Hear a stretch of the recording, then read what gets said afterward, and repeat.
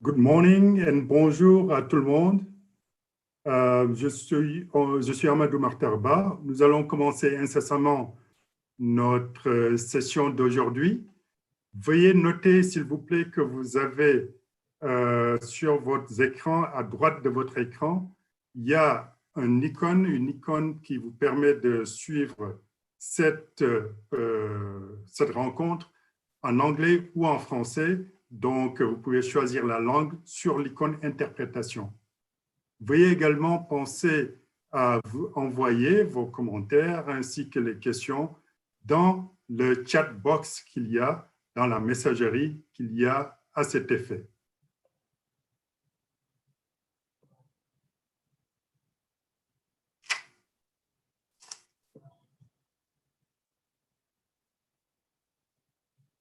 Alors, nous allons commencer donc nos travaux cet après-midi. Je vais faire ma présentation d'ouverture en français. Donc, si vous êtes prêts pour la traduction simultanée, on va commencer dans 5 secondes.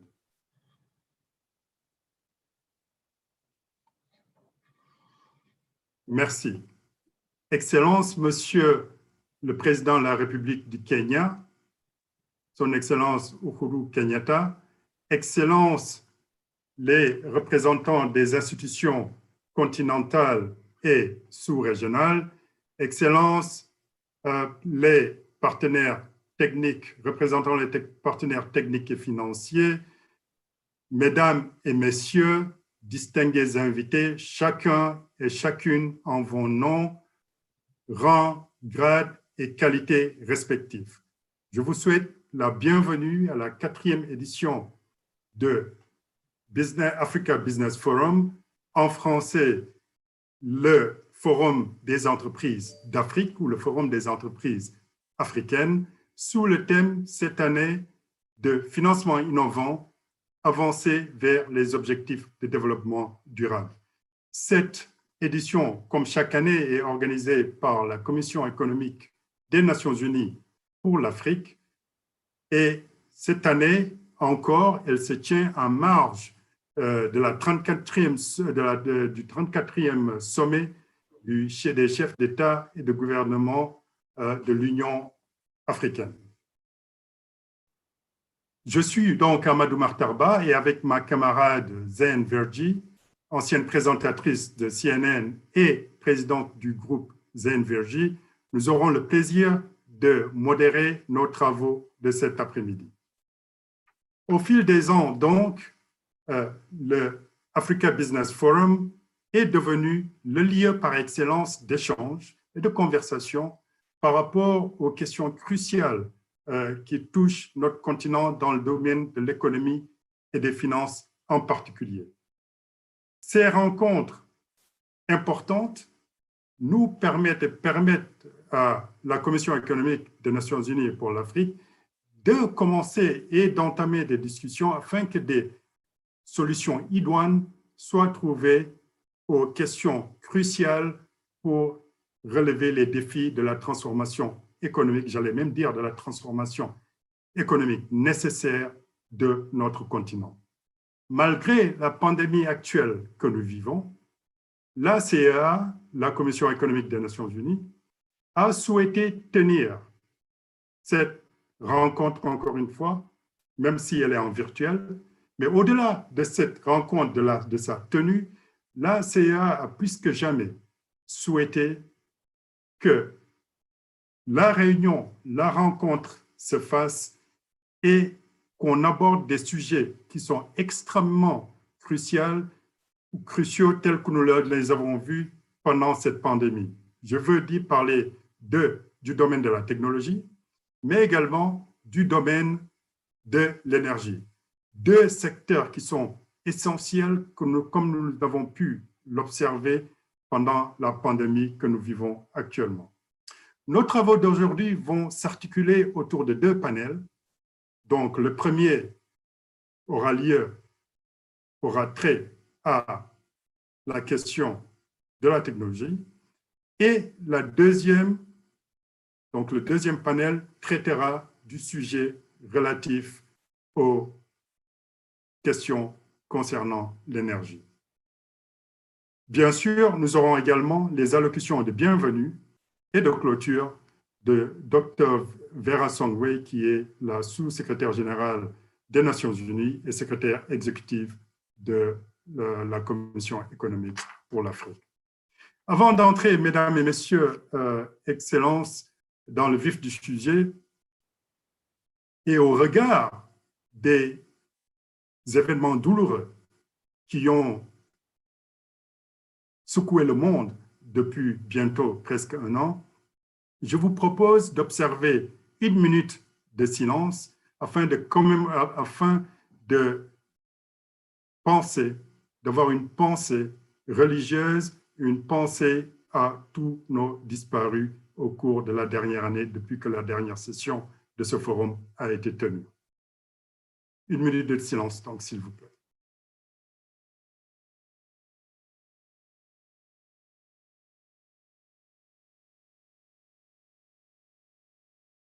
Merci.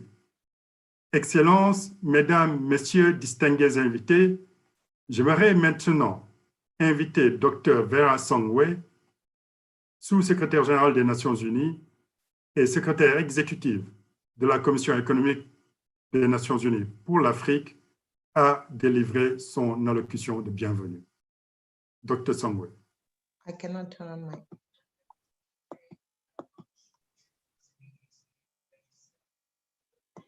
I think we need to turn on my camera.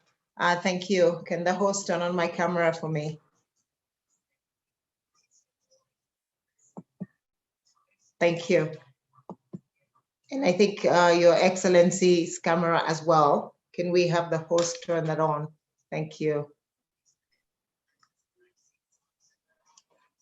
Good afternoon. While we're waiting for the cameras to be turned on, let me start first of all by thanking Your Excellency, President Uhuru Kenyatta, for agreeing to be with us today in this panel. And you were one of the pioneers when we launched the first Africa Business Forum. So it's a real pleasure to have you back again. This time not talking about energy. The last time I think we had a memorable recollection of the conversation you had with President Macky Sall on energy. We're still talking about energy 4 years later because we're not there yet. But we wanted Your Excellency to talk about something that has been on the hearts and minds of everybody as we think about COVID. We're not talking about COVID because we wanted to begin to think forward. What is the build forward? What do we need to do? And so thank you so much for coming. We have seen and we have heard and we have all been in so many different forums where everybody has told us of the magnitude of COVID, how it is affecting the poor. It is going to turn about another 20 million more people into poverty. But then there is some hope. And where is that hope coming from? As at least when we talk about Africa, when we talk about Africa, we see some hope. We see hope on the technology side. We see hope on the internet. We see youth that is doing amazing things. And we thought maybe, you know, after talking about the downside and the vaccines and vaccine equity, and let's begin to think about the Africa that's hopeful and the Africa that can get out of it. And we looked around, and of course, Kenya is one of those places where there is hope. Kenya is a center for ICT. And so we thought, Your Excellency, President Uhuru Kenyatta, again, thank you for taking the time. Let's have you talk with the youth. So it's this combination of ICT, which is the hope, and the youth, which are the hope. Have a conversation around that and see what we can do together to ensure that we can continue to build forward towards the SDGs. When COVID came, there was a big debate about, should we stop the SDGs? Are we still going to meet the target? We think we can, and we believe that because of COVID, particularly in the ICT sector, there has been an acceleration of development, an acceleration of all the activity that is happening there.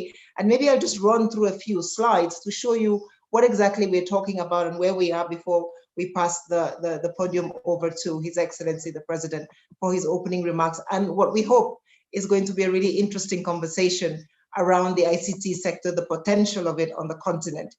We've seen significant private investment on the continent in 2020, even about $2.4 billion of investment in the ICT sector. That's why we want to talk about ICT and business today. FinTech has been leading that with almost about 31% of the overall $2.4 billion. E-commerce 5%, health 9%, but we believe that with COVID, by the end of 2021, we will see a lot more business in the health sector. Next slide, please. Where is this investment going? What are we doing with it? How is it working? Essentially, what is happening is a lot of the funding levels that have increased from 2016 to 2019.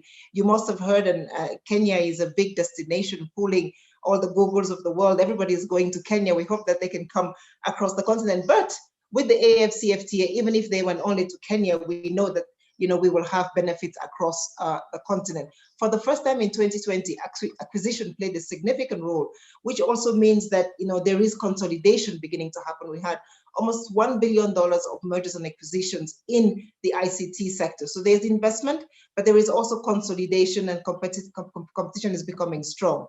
Africa remains very innovative. I don't know if the slides are up. I don't see them up. I hope they are. Next slide. Innovation in Africa is thriving. We have innovation across the continent. There are hubs in 34 countries. The number of hubs has increased significantly from about 314 in 2016 to 643 in 2019. So 300 to 600 in a space of about 3 years. That's how fast we are having the innovation.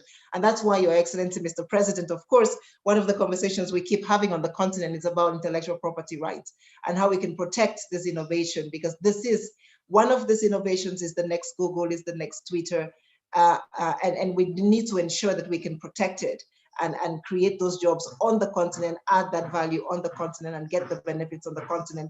We will not be able to do that if we cannot protect our intellectual property.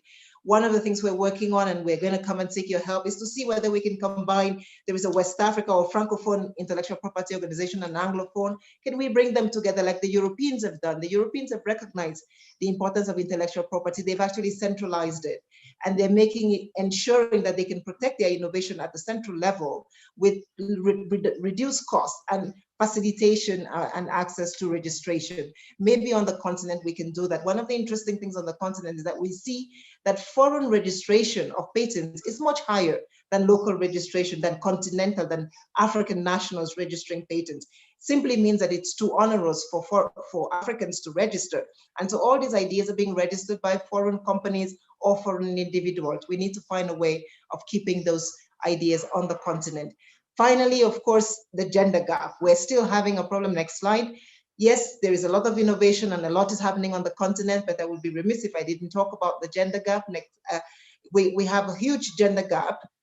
Still only 15.2% of all this innovation or all the sort of business in the ICT sector is happening by women.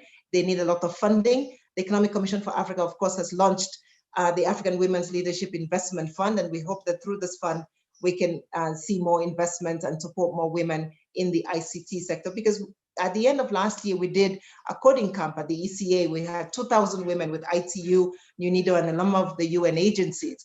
And these women, I mean, amazing things that we're able to do. 2,000 women across 53 countries on the continent working remotely to code and do different devices. And it was really, really fantastic. It shows that if women have the access to finance, if women have the access to technology, if women have the faster broadband, they can do a lot better. So we do hope that, again, you will be our champion. You are the champion of the youth on the continent, but we want you to be the champion of the youth and the women youth on the continent to make sure that this happens. We cannot do all this and we cannot say all this if we do not have energy. And that's the final and next session after yours, Your Excellency. Of course, I said the first time you came to us, you talked about energy, you talked about moving the energy access conversation forward much faster. This year, there's a lot of talk about COP26 and how we're going to talk about energy. We thought we should talk about energy, but not just household energy, not just lighting every house or finding a fridge in every house, but really about what Africa can do to contribute. We've heard the announcement last week of General Motors saying by 2035, they want to go to renewable cars and they want to go to electric cars. Tesla, that's doing that. We believe that on our continent, as Africa, with the African Continental Free Trade Area Agreement, we actually do have the potential to use ICT and to use energy production, battery production, to be a player in that global space. So we'll be talking about that. DRC, of course, has cobalt. You have nickel, Burundi has nickel, South Africa. We believe that if we look at the assets that we have on the continent and use the AFCFTA to leverage and create a global supply chain within the continent that transforms these raw materials into final products, we can actually, today we are only taking up 15% of the global cobalt market. It is a $3.3 trillion market when we go all the way to the end. We believe Africa needs and has a space in that market. And so in the second session, we will be talking about what we can do for more battery energy and ICT development and how you can do that better. So once again, thank you very much for being with us. And I hand it back over to our moderator, Amadou Maktamba. Thank you all the guests for listening and for joining us in this fourth Africa Business Forum. And we hope that we continue not just to talk about these things, but actually after this conference is to do them and to see how we can take Africa one step forward to the Africa we want on the Agenda 2063. Thank you.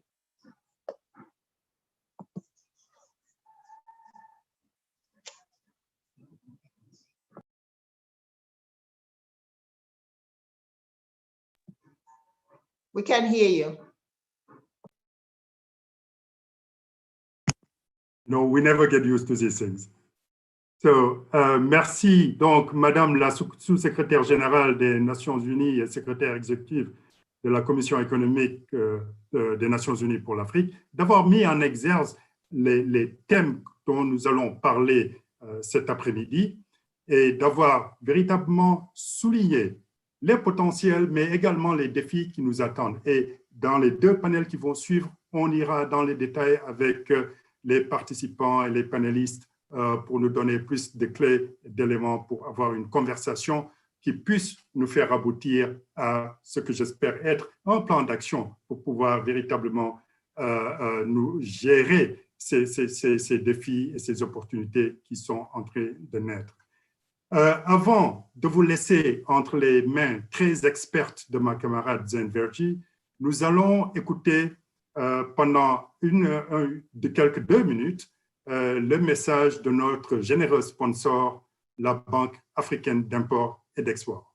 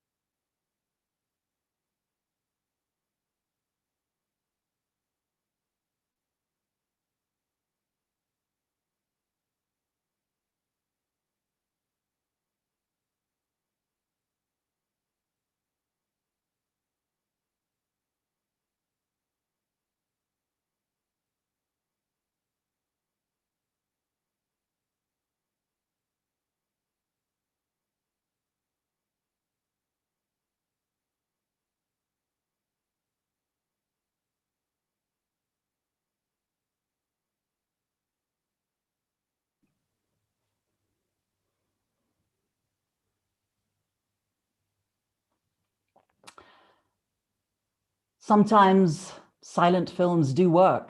You're forced to focus your attention on the words you actually see on the screen. We've been too spoiled with music and drama.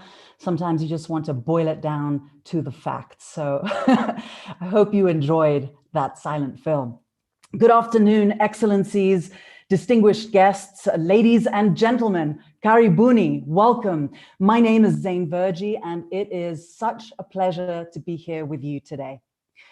That we are all gathered here electronically across the continent, sharing all of these screens, doing it this way, underlines the centrality of ICT for the well-being of Africans and our economies. The pandemic has increased the urgency.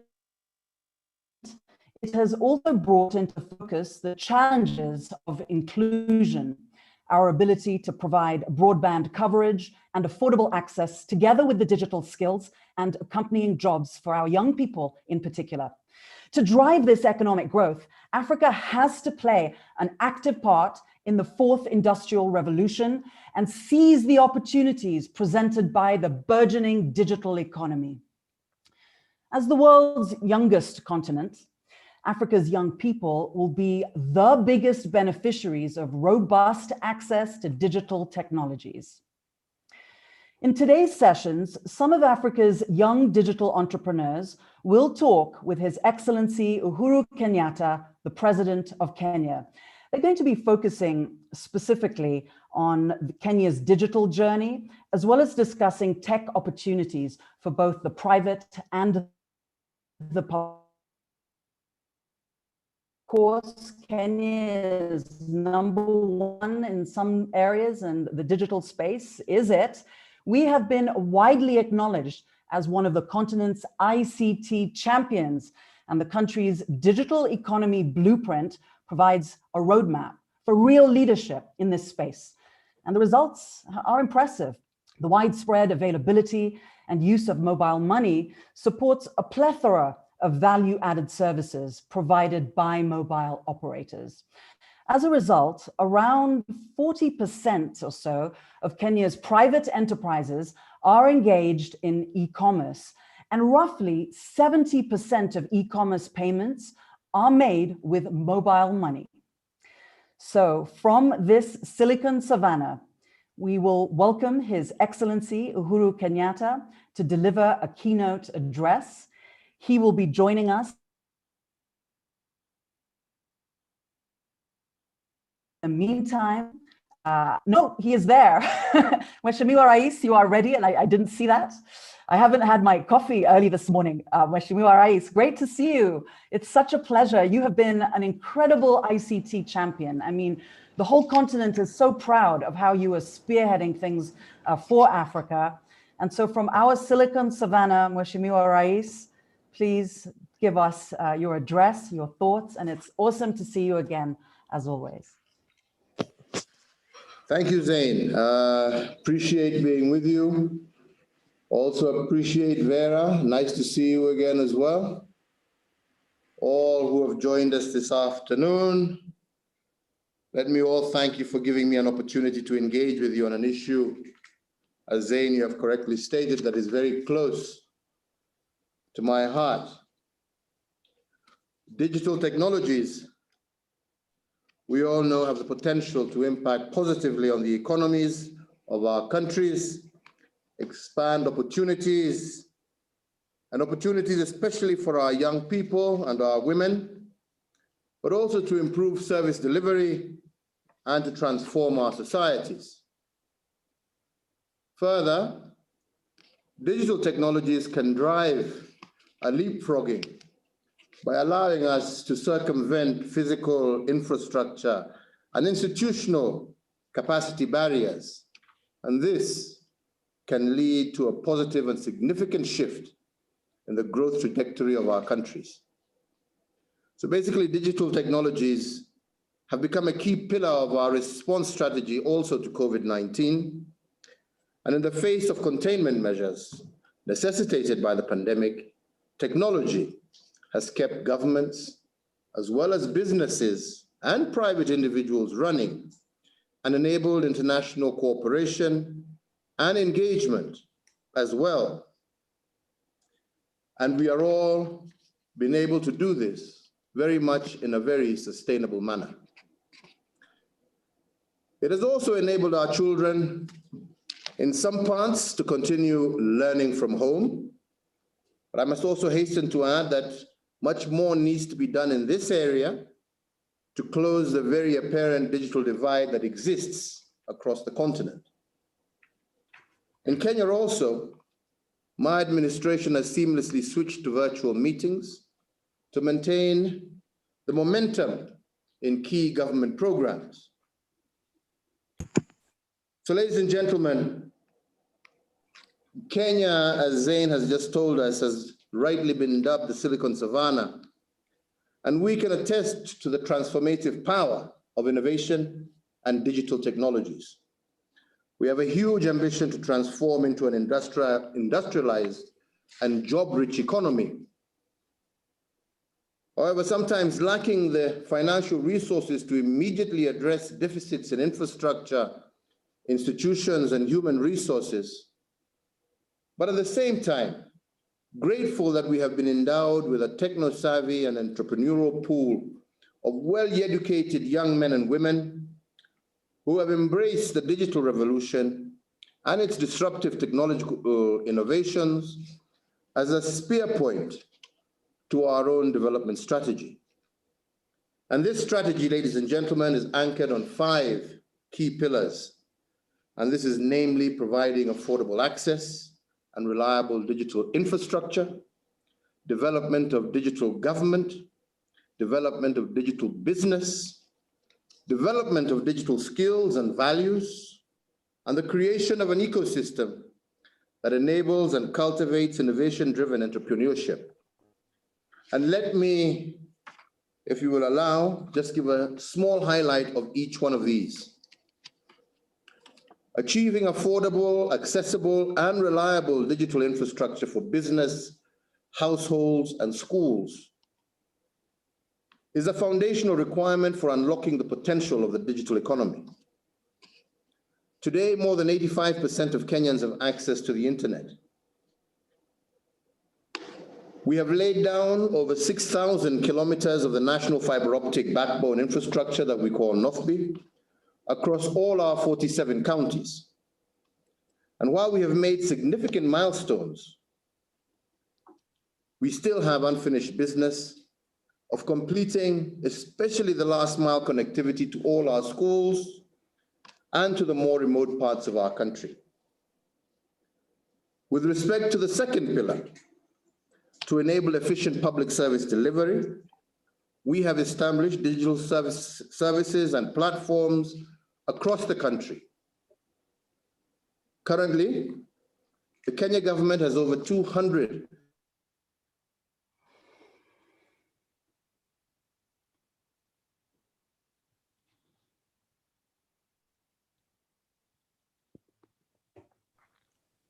both platforms, which are widely utilized, offer one-stop access to essential services such as applying for passports or national identification cards and registering businesses, as well as the registration of births as well as deaths.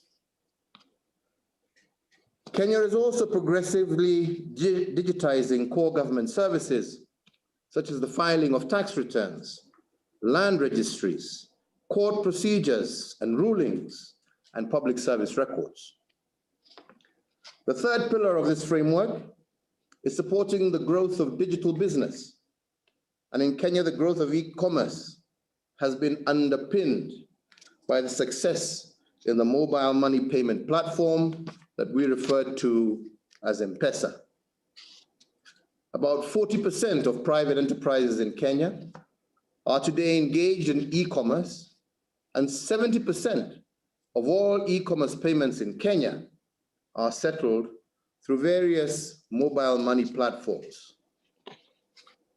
In 2020, for example, Kenya transferred close to 5.21 trillion Kenya shillings, approximately $47 billion US, through their phones translating to an average of some 14.27 billion shillings per day, equivalent to $130 million per day.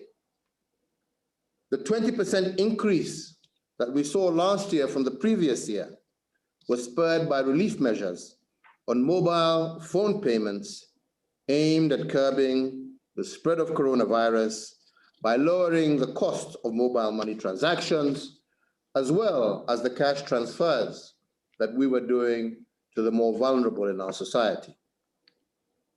The fourth pillar is the development of digital skills and the inculcation of ethics and values to take innovation to the next level and to position Kenya as a technology hub for both local as well as multinational corporations. We are building the technological capacity of our people on several fronts. We have, for example, the digital literacy program, which exposes our primary school children to digital technology. We have also the Presidential Digital Talent Program, which provides a one-year paid internship opportunity to ICT and engineering graduates. In Kenya, we also have the Ajira digital program that provides up-to-date listings of opportunities in digital jobs from local as well as international platforms, and curates a wide range of training programs, thereby empowering young people to earn decent incomes from digital platforms. To ensure technology is embraced holistically by all business sectors, we must contain misuse as well as the abuse of technology. We therefore, in our training, pay particular attention on ethics and values, as it is key to the sustainable adoption of technology in Kenya. Innovation-driven entrepreneurship is the fifth and final pillar of our strategy.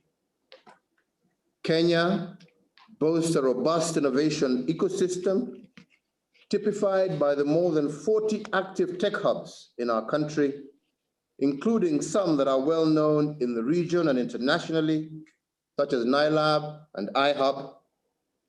And the tech hubs provide co-working space for members, as well as support and mentorship for young entrepreneurial Kenyans as they launch their startups. The Kenyan government is working with innovation hubs to lower entry barriers for the ICT entrepreneurs, and also to help scale up their businesses in country as well as beyond. To strengthen our digital technology footprint, we have established several strategic partnerships. For example, the Smart Africa Initiative, which is a network of some 30 African countries seeking to leverage technology to create a single digital market on the continent. Similarly, we have the UNDP-led SDG Accelerator Lab, which provides a vehicle for partnerships, investments, and business linkages to accelerate local innovation and ideas, including the twinning of Silicon Valley with the Kenyan tech community. Partnerships with a wide range of technological giants such as Safaricom here in Kenya, Google, Huawei, Microsoft, and IBM are supporting a nurturing environment for startups and micro, small, and medium-sized enterprises to thrive. Further, ladies and gentlemen, I'm also leveraging on my role as the global leader for the Generation Unlimited initiative to tap into the useful global experience through GenU's connectivity pillar. So, ladies and gentlemen, I do believe that we are beginning to reap dividends from a flourishing digital and innovation ecosystem, as earlier pointed out. And in Kenya, more than 85%, as I said earlier, of the population has access to the internet, supported by a thriving fintech sector. Vibrant tech startups are also producing a steady stream of creative solutions to everyday problems that place a constraint on our development across the continent. In Kenya, we also have the Digital National Address System that has spurred e-commerce and facilitated technology companies such as Uber, to establish a footprint in Kenya. Simple innovations are also improving health outcomes. The Afya Child Health Information System, for example, is a mobile phone application for reporting births and deaths by community health workers, which is then uploaded by the Registrar of Persons. In another example, the MSOS uses mobile phones to report disease outbreaks and other health emergencies in real time. Digital technologies have also enriched our democracy and enabled participatory development. About 3 million Kenyans use Facebook every day, and many more are on Twitter and other social media platforms.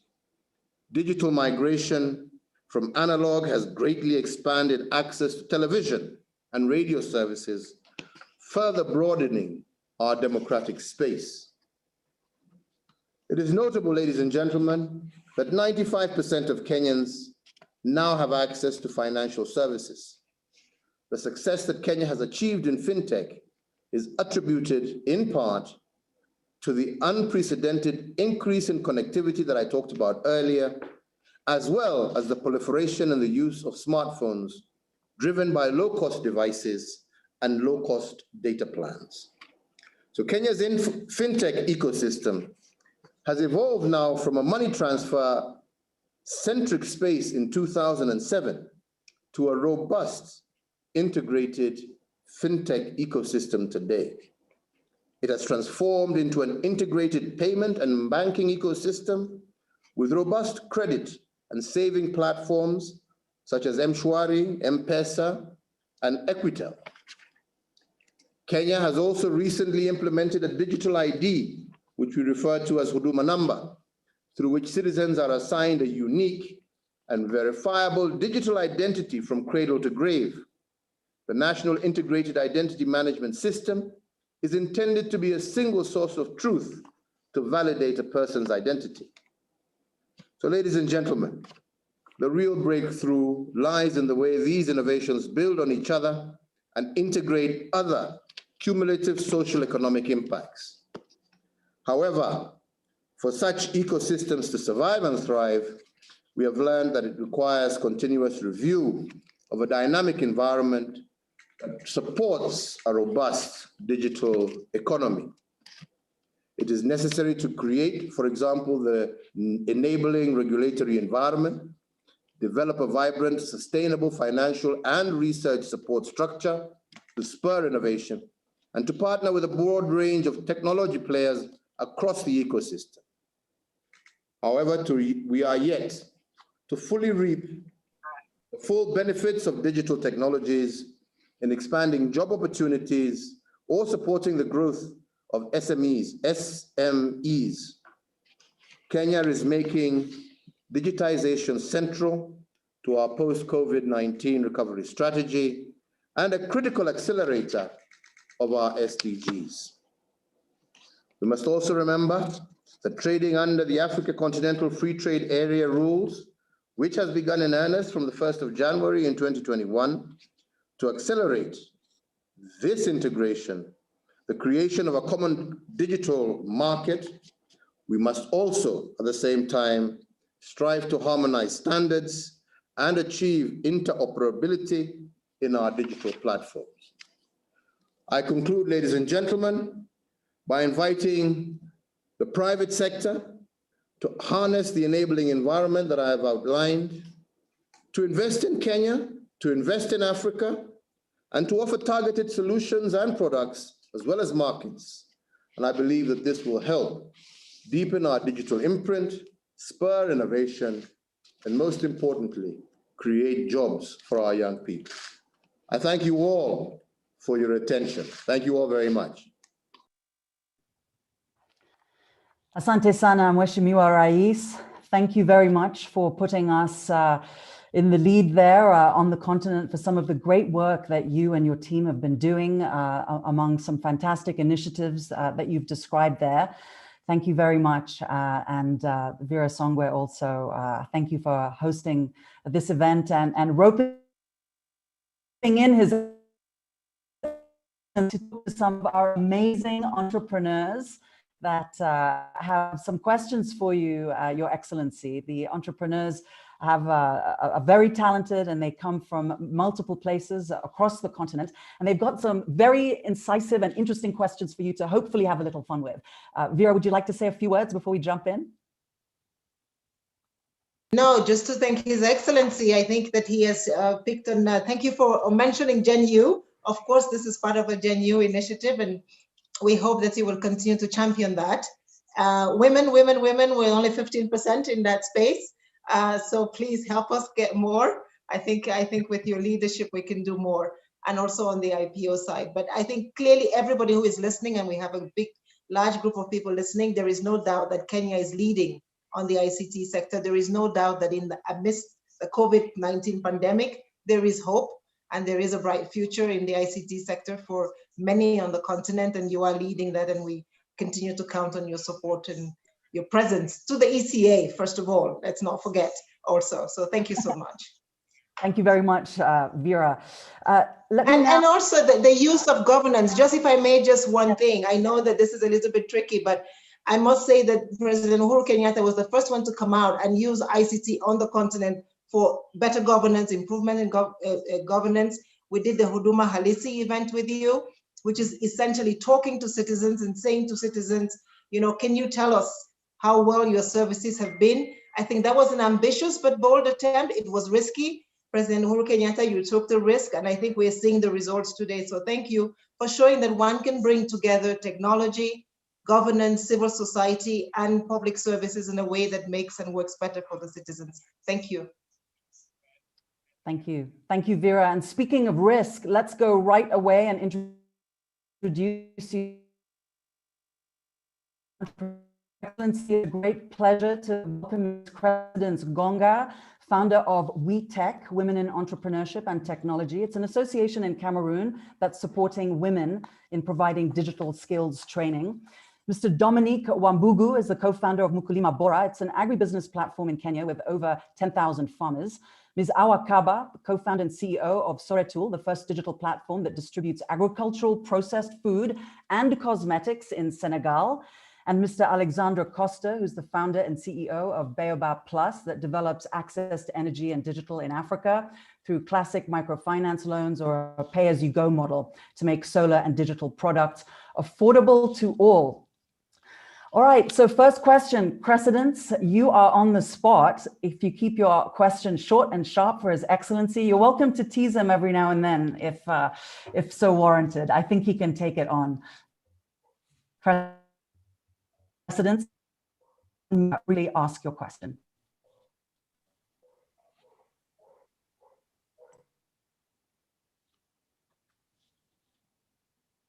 Crecedence? Can we idea her, please? Just, yeah, okay, go. So good morning, everyone. It's an absolute honor to be on this panel. So thank you for this opportunity.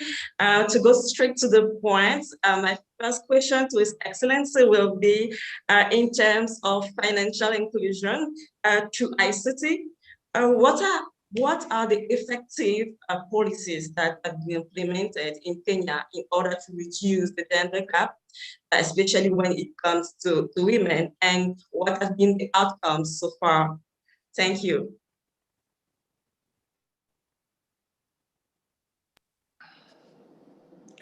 Well, thank you very much, Crecedence, for that question. And indeed, as has been said severally, and that applies also to the digital environment. You leave out women who compose 50% of our population, if not more, as I keep saying, if not more of our population on the African continent. You have basically locked out 50% of your workforce. You have reduced your capacity of growth by 50%. So one of the key and fundamental things that we all need to recognize is that we must begin, and we have to, involve women, and women must be at the center of our development agenda, and that applies to ICT as well. And what does this mean? This means that we have to ensure that access to education, that is the beginning part. And in Kenya, we have said that no girl should be absent, and that we want every single Kenyan child to be in school, because that lays the primary foundation, education. And we have gone even a stage further, and we have said that all Kenyan children must have an education all the way from ECD or early learning up until they complete their high school education. The same applying for boys as well as for girls. And we're happy to note that today we have actually reached parity in terms of education in Kenya. Secondly, we have also gone and said, even if the unfortunate situation occurs and a girl finds herself pregnant while still attending school, that girl must be given an opportunity to complete her education so that she is not left behind. On top of that, we are also saying that as a government, in order to encourage our women and our young people, we have set aside 30% of all government procurement. And we have said 30% of all government procurement is consigned to women and to our young people in order to give them an edge, an entry point into the mainstream economy, and to ensure that they are also active players and participants in business. But we're also trying to strengthen what we're calling female mentorship as well, where we're trying to encourage especially the more successful women in our country to also go out there and become mentors and give encouragement to young girls across the country, and showing them that they too have the capacity not only to be or to achieve what they have achieved, but to achieve even greater things. And this is something that we are constantly and actively working on, as well as pushing hard to ensure that at least we have achieved the 2/3 gender rule in all government bodies, so that women are active participants, not only just in the private sector, not only just in agriculture, but also in government, while at the same time having adopted a rule that allows women in Kenya now to also inherit property. So they are no longer going to be inherited, but they become inheritors of property. This is all trying to say that our girls are equal in every single manner to our boys. And we are now just about to go through, hopefully everything being equal, a referendum that will allow us to fully implement the 2/3 gender rule in our governance systems, i.e. especially our parliaments, both the Senate and the National Assembly.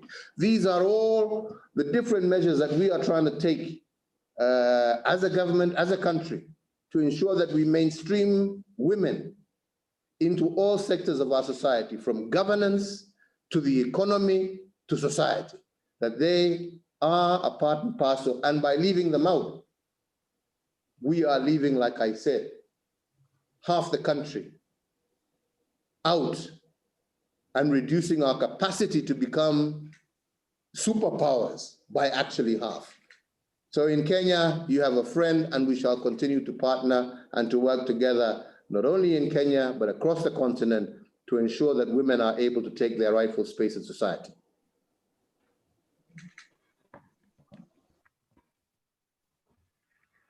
Thank you very much, Your Excellency. I just have to warn everyone that my power keeps going out.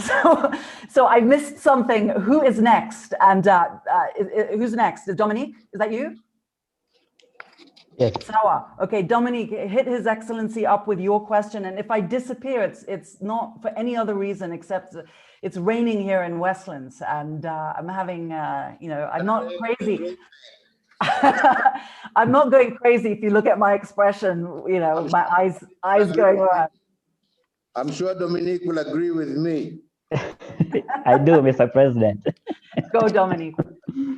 Okay, thank you very much, Mr. President. And today and now, I'm very happy because we are two youthful guys from Kenya. And by that, I mean Mr. President himself and me. And I'd like to, I would like to thank you. Don't forget Zain. Yes, but excuse me, I qualify. I wonder which Westlands he is in, because in Westlands we don't have power outage in Kenya. So no, that's not true.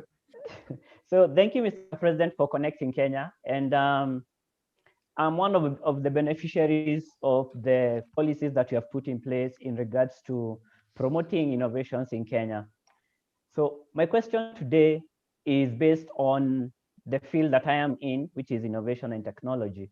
And first, I would like to thank your government through the Ministry of ICT and Industrialization for the development of the Konza City Technopolis, which is preparing Kenya in regards to the next industrial revolution, which is Industrial Revolution 4.0. And one of the things that they have done well is the data science park and the data science story that they are building. But on the other hand, I would like to ask a question in regards to the new technologies. And in this, I'll raise a question in regards to the drone technology and many other innovations which are new to Kenya and also new to Africa. So what policies and measures is your government implementing to make sure that these innovations which are new in Kenya and to the market do not die in regards to the kind of policy that have been implemented? Like, for example, in Kenya, we have a lot of innovators who are building drones. Is it possible to have the Kenya Technopolis, which is Konza, having like a drone corridor, like what happens in Malawi, so that these guys who are building these new technologies can be able to implement and not get die. the question over to the president. What are your thoughts on the corridor? I lost you there, Zain. He's asking about a drone corridor. What are your thoughts on that? Using drones and tech, and like, can you do, like Malawi, for instance, has that? First and foremost, Dominic, we have no problem with drones. Drones are not banned in Kenya. The use of drones is allowed. But we find ourselves in a very peculiar situation. And that is why it is so controlled. And we are actually actively working now to see how we can loosen it, but at the same time, still ensure we maintain the security of our state. Because unfortunately for us, the kind of progress that we have made is being taken advantage of by great people with great and wonderful developmental ideas, but it is also an opportunity for people who desire to do harm to take advantage. And what we're trying to find before we say we fully open up is how to be able to create that the environment that allows people like you, Dominique, who are focused in trying to help our farmers, in trying to help understand weather patterns and all sorts of other delivery of medicines and other such vital work through the use of drones, how we can allow you to effectively use drones while at the same time ensuring that the citizens of this republic are safe from those people who would want to use those very same drones to cause harm. So this is the environment that our ICT people and our security people are working on to establish. But I will, at the very onset, tell you, drones are not banned in Kenya. All we have is very strict regulation because of the unfortunate use of some of this technology by people who do not mean well for the people of this country. And I think you know what I mean by that. But it is my hope and my belief that once again, through people like yourself, we will be able to devise ways and means in which we can manage with the use of technology, manage this space so as to allow those well-meaning Kenyans to be able to go about their business while keeping the country safe.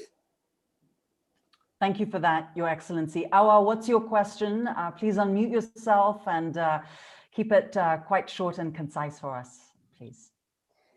Thanks, Zen. My greetings from Senegal, Mr. President. It's a great privilege to have this discussion with you today. And as you know, young entrepreneurs are changing the narrative and perception of Africa. Our wish is when we talk about Africa, we think about full of opportunities, new paths, innovation. In your opinion, how the policymakers could facilitate the establishment of a digital space where startups and SMEs could exchange goods and services to leverage innovative solutions and boost the economy in the continent?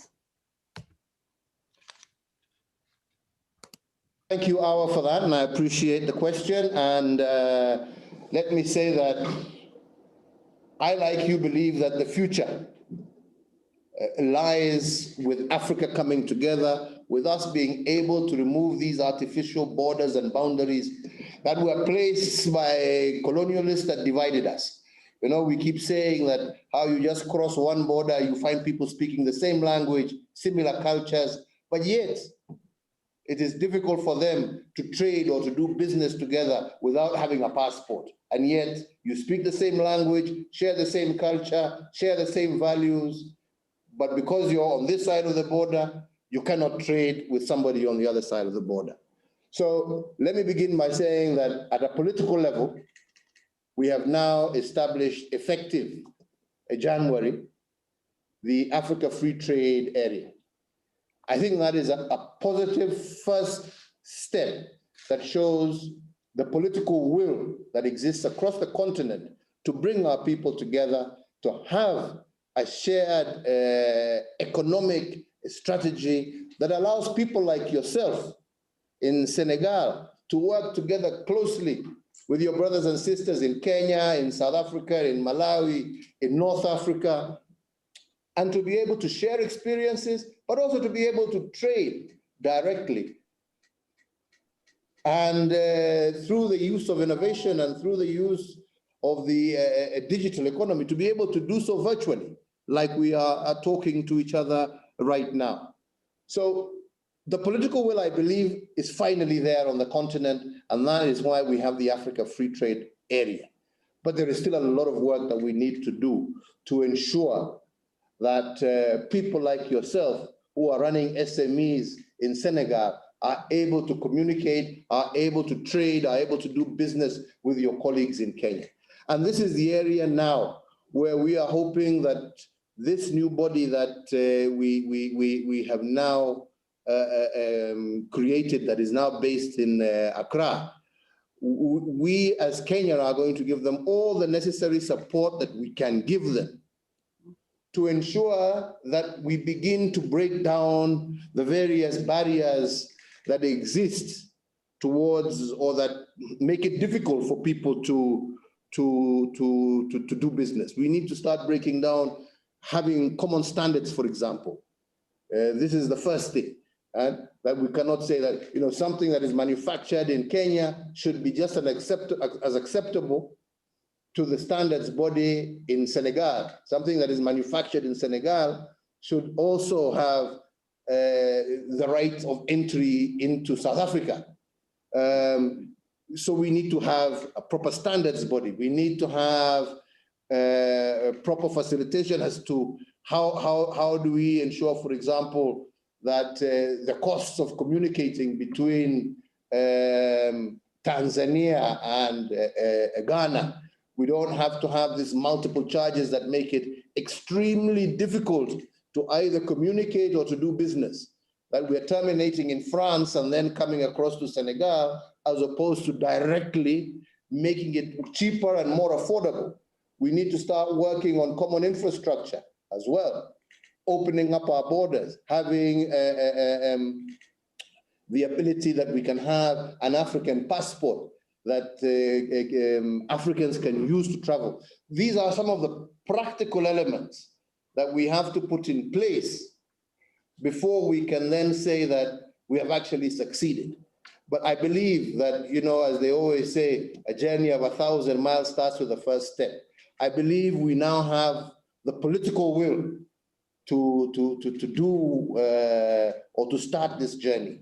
But we need young people like yourself to put pressure on us who are in positions of leadership to fast track this process and to have leaders on the continent understand that the longer it takes, the more we are frustrating our young people from achieving their dreams and ambitions.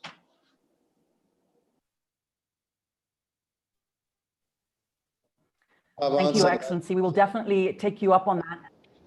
You did, and we'll take you up on that and definitely put more pressure on you, as you suggest, and other leaders. Just me. Okay. Just you, everyone. You got that right. Mheshimiwa Rais, you've drawn quite a crowd here for this show today, so I don't know how long you can hang in here with us. If you have to go, just you know, just let us know before we get to some Q&A. Before we open it up to the audience, you know, the EU-Africa collaboration has been quite important, and businesses go across continents as well. And so Alexander Acosta is here to talk to us a little bit about his views on the untapped opportunities and what you see, Alexander, for the private sector to work with governments to create jobs, and context, obviously, of what his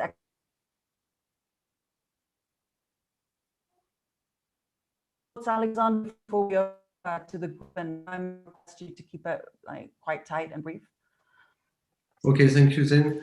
Hello, His Excellency. So thank you for this opportunity. So effectively, I worked for more than 15 years in Africa, where I perceive a lot of opportunities. I think, as His Excellency said, we have seen a leapfrog on mobile money, and specifically, and thanks to the innovative Kenyan's company. And to be honest, most of my business model that I tried to develop in West Africa was inspired by Kenyan's company in financial inclusion, pay-as-you-go, etc. And so I perceive in all Africa, I travel in different countries to inspire my model that I develop, and there's so much opportunities through the digital with e-education, e-healthcare, e-farming. And so the digital revolution is coming now, is now in Africa. And so I recommend to all entrepreneurs that I met in Africa and I work with to continue to be disruptive and to try to find some solutions that are best positioning to better understand the needs of the country. And in terms of financial inclusion, transfer is good, but what we perceive also in rural area is that they need also some loans, some financing to develop the economic growth in those areas. And what is very interesting is that in pushing digital solutions like healthcare, e-farming, insurance, or access to energy with pay-as-you-go, we create some data gathering on those populations. And it's what the financial company needs to provide loans. So in financing some companies, the entrepreneurs in rural areas, and also in proposing to them some digital solution, we will gather all this data and make more capacity to deploy after some financial solutions for them. So, and I think it's a cycle very interesting that we can see. So I really engage the entrepreneurs. I met a lot of them, very interesting. And what His Excellency said also, it's very important, I think, to create some bridge between all countries in Africa. For example, myself, I had this chance to travel in different countries, and we perceive that now a lot of solutions that have developed in some part of Africa, we can also leverage it to exchange. But also, Alexander, thank you. Thank you, Alexander. Just respectfully, His Excellency, just respectful of his time. Thank you so much for your thoughts and the importance of building those bridges, very critical to our continent as well. I'd like to open this up to Q&A. And the director of Afreximbank has a question for the president. Could we get him online and ask his question, please? Professor Orama.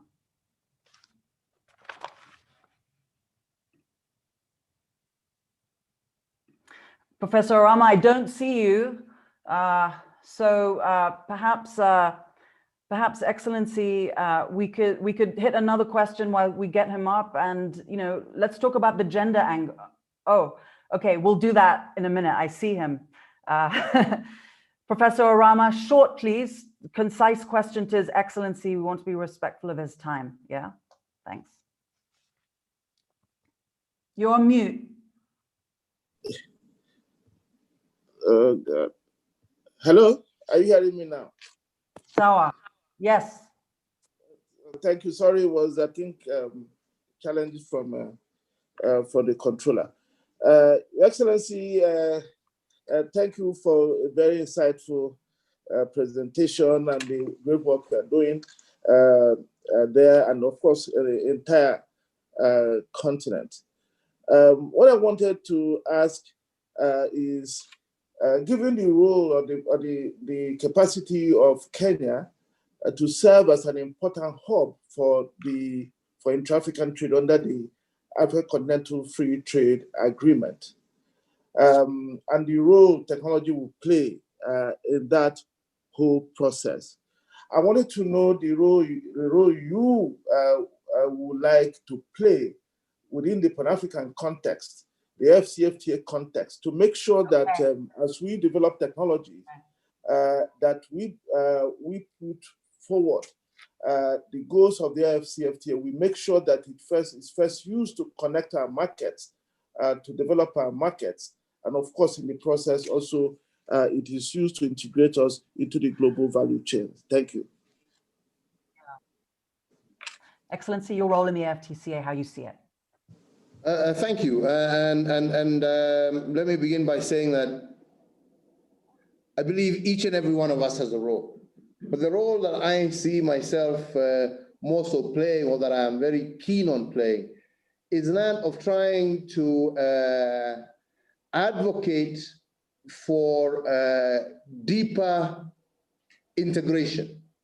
You know, we started what we call the Northern Corridor in East Africa, where we actually got to establish that it was very expensive for somebody in Nairobi to make a telephone call to Kampala or Rwanda.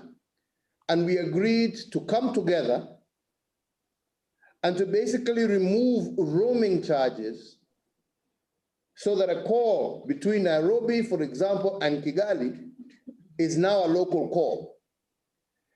Just that simple fact of working together with the Republic of Rwanda has allowed the volume of business between Kenya and Rwanda to increase exponentially, just because people are actually able to communicate.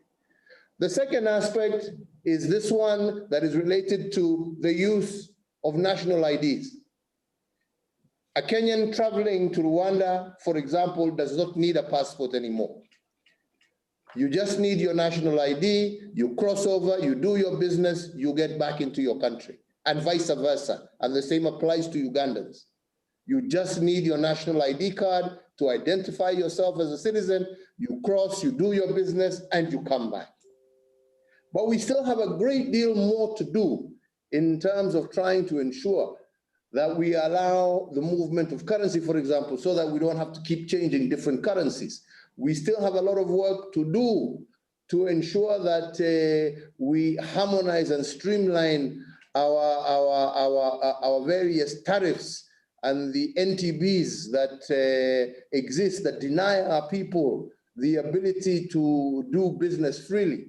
And I think if I am to be an advocate of anything, I am to be an advocate on the African continent or on a Pan-African basis that tries to tell people we do not need to be fearful that by opening up ourselves to each other, we will lose business. I want to be an advocate that tells them that, look, the more we open up to each other, the more opportunities we create for each other.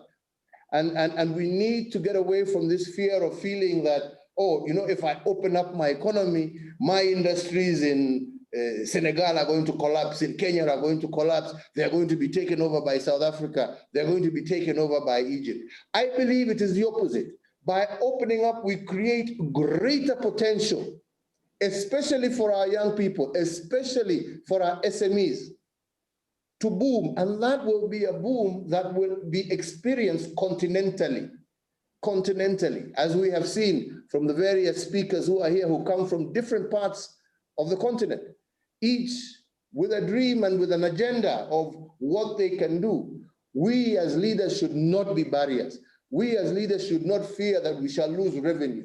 In actual fact, we will not only create more opportunity for our young people, for our women, but at the same time, I also believe strongly that we will create greater financial capacity for our respective national governments as well, by increasing the volume of trade that our people are conducting amongst themselves. So this is what I would like to be an advocate for on the African continent.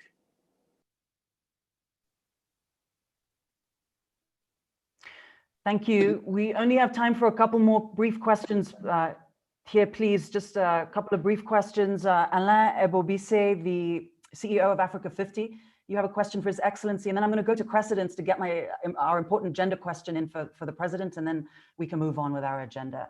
Alain, you have the floor. Well, thank you, Zain, and thank you, His Excellency. Great to see you again. You know, with this pandemic, we're not able to come down to Nairobi and meet, but we get to meet virtually. One question that I had, of course, Kenya is a very vibrant market for ICT.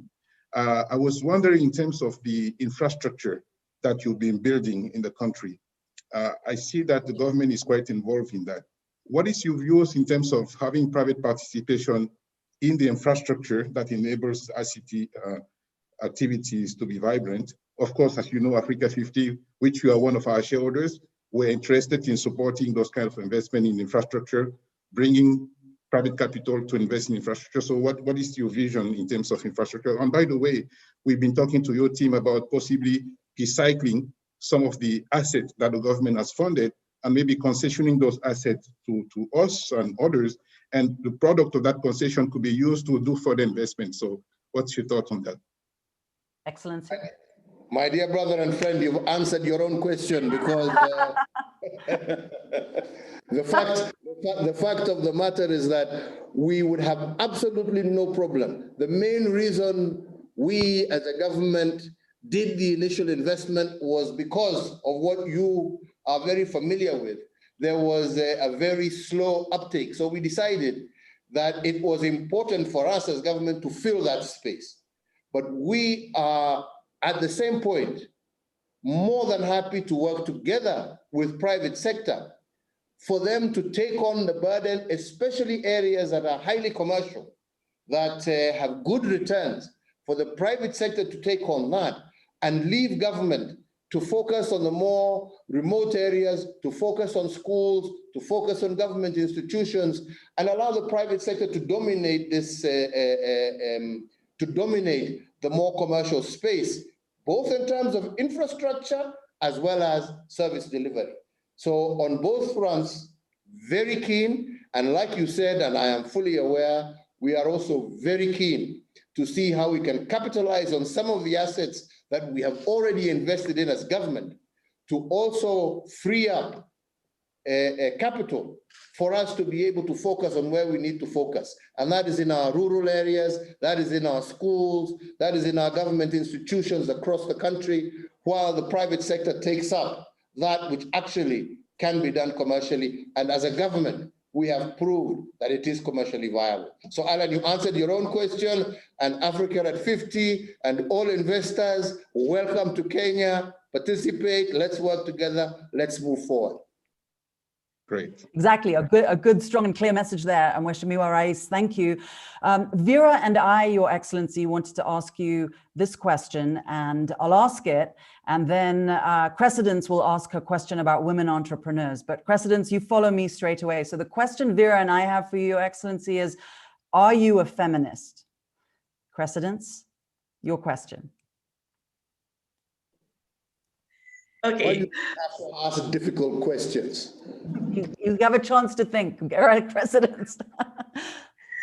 Okay. So So, His Excellency, you have said a lot, and from what you have said, we can see that we have a lot to take from you and to learn from you. So, with your position and the recognition as a global youth champion, what will you recommend to organizations like us advocating for more women in technology and also supporting women entrepreneurship?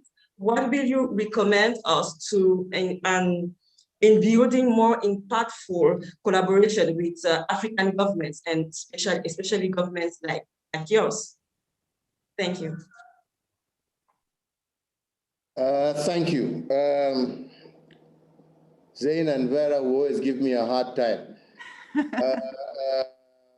Let me begin by saying, I don't know whether I can call myself a feminist, but I do believe that women have the same capacity, if not greater capacity, than their male counterparts. And I do believe that what has been denied them is the opportunity to be able to show that capacity and that ability. And I have committed myself, both as president and as a politician, to do everything I can to ensure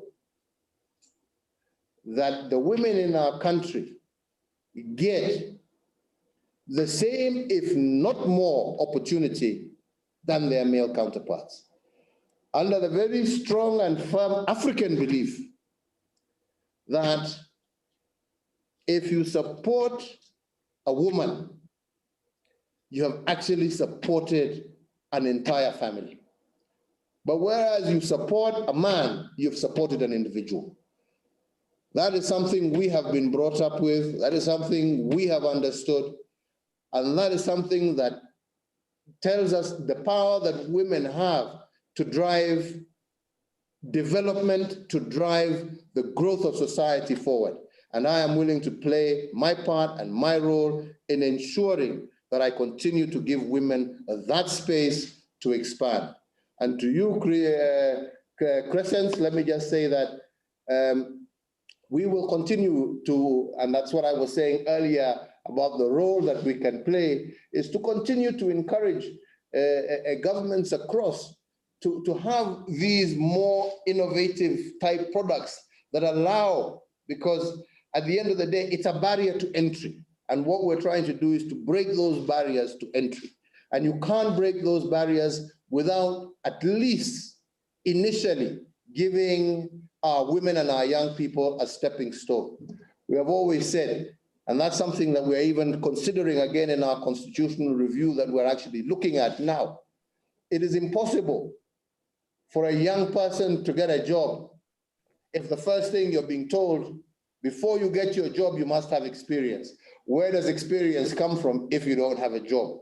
We want to be able to refine some of these things. You can't get a job unless you have cleared your student loans. How are you going to clear your student loans if you don't have employment? How are you going to get into entrepreneurship if you're asked for capital? We must begin to develop financial products, financial incentives that allow our financial institutions to lend to young people, to lend to women based on their business plans, and we as government to work to see how we can work with banks to de-risk those investments, so that, again, that they're also not charged exorbitant interest rates. These are just part and parcel of, together with the other things that I was talking about, giving opportunity, 30% of all government procurement to women and young people, trying to see how our colleagues across the continent can also adapt to that, development of youth funds, working with international and global partners to develop youth funds and youth packages. Like Zain, you will recall, we were with Google, who came in with some $3-4 million. Just for Kenya, this is a package they're trying to do continentally to support women in innovation. We will continue to advocate for things like this, because these are the kind of things that will allow women and young people, I must also add, women and young people to rightfully take up their place as partners in development, as partners in the future of the African continent. That's wonderful. Thank you so much. And points of making for your commitment to female entrepreneurs on the continent and ICT in general, and for moving the needle so profoundly forward for the country and for the continent. Thank you to our entrepreneurs for your questions, and to His Excellency for spending time with them. Also, Excellency, thank you for defining me as a young person. I really appreciated that. I don't think that's the case anymore. I'm doing my roots and all sorts of things. So thank you for that. Let me ask Dr. Vera Songwe to close this out for us for this session, and offer some thoughts for us to take away. Vera. Your Excellency, thank you so much again for your time. As you were speaking, I was thinking at least, great, we did a wonderful thing. You don't know how many tweets we've gotten, some good and some for a politician, but all wonderful. And I must say, yes, of course, we know you're a feminist. We will call you one. Your Minister of Defense is a woman. How many countries on the continent have a Minister of Defense who is a woman? And I think when we asked you that question, it was really for you to say what you said, so that we could use it to go and get your peers to join this bandwagon of feminism. I think back to ICT and innovative financing, which is also what we were talking about here. Really, I have visited the iCloud factory in Kenya. And it is just a vision of the future. And I think there is no doubt, I think when we talk on the continent, that there is hope and that there is something to do. And for those who don't know about the iCloud factory, it is where young kids, engineers, scientists are programming driverless cars in Los Angeles, are programming NFL games, are programming things in NASA. This is all happening in Kenya. So as you have, the Silicon Mountains and the Silicon Valleys and across the continent, we do know that we have that capacity. And what we need, and this is where we have you, Your Excellency, Mr. President, is for you guys up there to open up the policy space so that we can, this youth can come in and do 20,000 more iCloud factories across the continent and do this better. Today, we're talking about delivering our vaccines, and we say we don't know how. Of course we know how. If any one of these youth could design an application that will make sure that everybody on the continent today that deserves and requires a vaccine gets one. But we just need those intellectual property rights to work. So we're going to come back to you again to see whether we can push on that. Professor Rama is here on the financing side. We need to work with you to see how, when we get SDR, special drawing rights, we can buy down the cost of financing so the youth can get access to finance. The women in particular, as you said, can get access to finance. You have hit all the great points. We're going to tweet them. And again, thank you so much. I think this is the kind of enthusiasm that we want to see from our leaders to make us believe that there is a building forward, because in this COVID era, everybody just believes we're done. But I think when we have these kinds of conversations on what are the enablers for the future, we know that we can do better. And on energy, I do want to say that Kenya is one of the leaders on the energy space, 75% connected. Renewable energy is your mantra, and we hope that we can work with you on more of that, because of course, if there is no energy, there is no ICT. If there's no ICT, there's no prosperity. So hopefully we can work with you also to see how we bring that enabling condition for the AFCFTA together to make sure that Africa is a prosperous one as we go forward. Once again, thank you so much for your time. It's not many leaders that give us this kind of time. It's not you.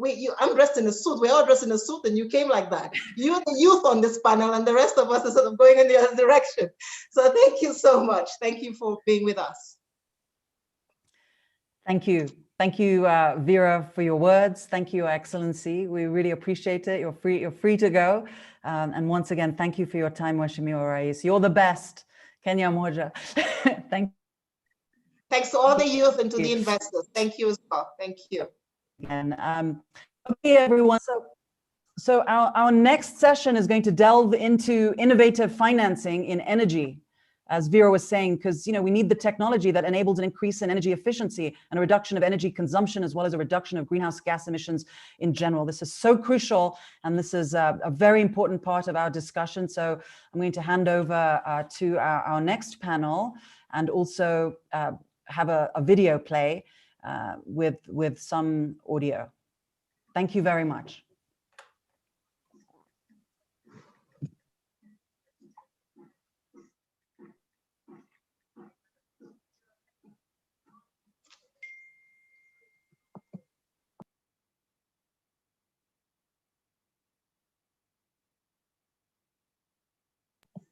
Do we need sound?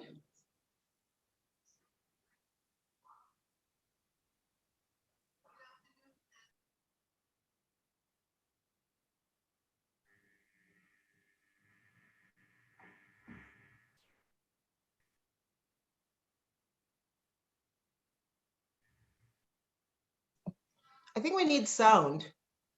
Control rooms, looks like we're still struggling with the sound. Can we go backwards? I can do the sound if there is no automatic sound. But I think what we're trying to do here is really show the importance of energy as a discussion you've just heard. You know, even when we talk about ICT, 40% of ICT is energy. No way you can do ICT without energy. On the continent, we have 3 or 4 issues that we're struggling with on the energy side. One of them, of course, is the governance of our energy utilities. A second one is financing. And I think that's why we have our panelists, and we're very happy to have our panelists, is what kinds of innovative financing. On the screen now, you have the Africa's energy paradox. Everywhere you go, everybody says Africa has all the energy, we have all the assets, we have water, wind, solar. So clearly we should be all powered, but we are not. 80% of our generation capacity still comes from water resources. We hope that we can move forward. We need about $500 billion to get to 250 gigawatts of renewable energy capacity by 2030. We can do it. We have the resources. IRENA says that of every $1 million invested in energy, actually only 2% of renewable energy in the last 10 years has been invested on the continent. We believe we can do more. We believe we should do more. And I think the next panel is going to talk about what are the innovative ways of doing that better, of doing that faster. To build forward better, we cannot do it without energy. So we're hoping that this next panel will tell us what ways to do it. But the final thing that we want to do is also see how we can highlight and showcase African energy manufacturers, African energy producers, because we've been waiting for a very long time for people to come from Europe, for people to come from America, for people to come from the Middle East, to build Africa's energy capacity, to build Africa's energy infrastructure. As long as we continue to rely only on the external investors, we will not do enough. So we are also hoping that we can begin to build a consortium of African energy producers that helps us to do that. But for them to do it well, Africa 50, Afrexim Bank, and all the rest of the financiers will have to provide financing in a way that is affordable and sustainable so they can do it. So that was a little bit an intro into this conversation. Since there was no voice, I used my voice. But now back over to you, Amadou. Thank you very much, Vera. Thank you very much, Zain. And thank you to all the panelists for the first session, which was really dynamic and great. Of course, we have seen the interplay there. You know, if there is no energy, no point of talking about ICT. And this is really, you know, the nexus of what we're going to be trying to discuss here, because at the end of the day, yes, we have all this dynamic private sector working in the energy, we're working into the technology area on the continent. On the other side, as was just mentioned now, we have completely all this endowment in terms of minerals and really raw materials to have the energy going, but still we have this huge gap. So it is therefore important in this panel, and that's what we're going to be doing shortly, to discuss innovative ways of financing that sort of revolution in the energy sector, which is needed. And quite frankly, you know, there is also an urgency, you know, an urgency to act because we know, and very often we talk about raw materials, when you're talking about the battery, for instance, we talk about the cobalt, and you know, that's time. We know very soon, maybe in the next 10 years, maybe less, you know, the cobalt would be obsolete and something else would need to be replaced. Now, how do we do to create the value chains and so that we can unlock that power which we have on the continent? And we couldn't really have a better panel today to engage in this important conversation around financing the energy to diversify our economies. It is therefore my pleasure to invite and to welcome to this panel Professor Benedict Oramah. You've just heard from him. He's the president of the Africa Import-Export Bank based in Egypt. So welcome, Professor Oramah. He's also the board of directors of the Africa Exim Bank. Then we've been talking about the role of women in the first panel. And my God, is that important? As the president mentioned, I do away with 50% of our workforce and of our brain if we can use everything. So it's my pleasure to invite to this panel Madame Rolake Akin-Ube Filani. I call her the Grand Dame or the Grand Madame of Africa Energy. You will hear from her, and she's currently the Chief Commercial Officer at Nixa Africa, and she's also an advisory board member at the Africa Energy Chamber. Also my pleasure to invite Alain Ebobisse, who is the CEO of Africa 50. Alain Ebobisse has a very wide experience, of course, in financing infrastructure work, and we almost already can see the great job he's been doing at Africa 50 since he joined it.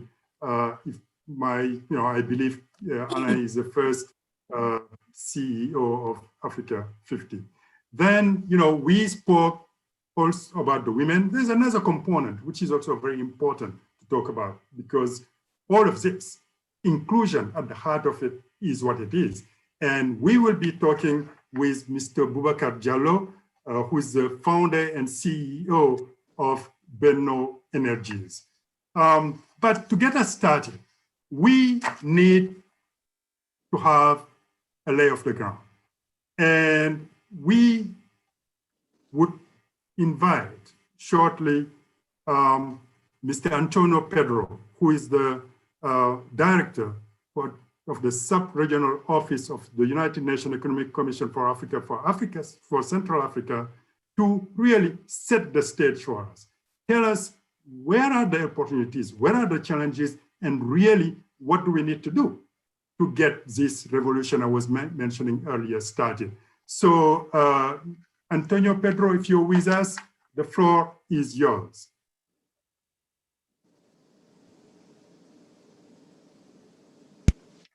So, very unfortunate that when I think when the phone comes.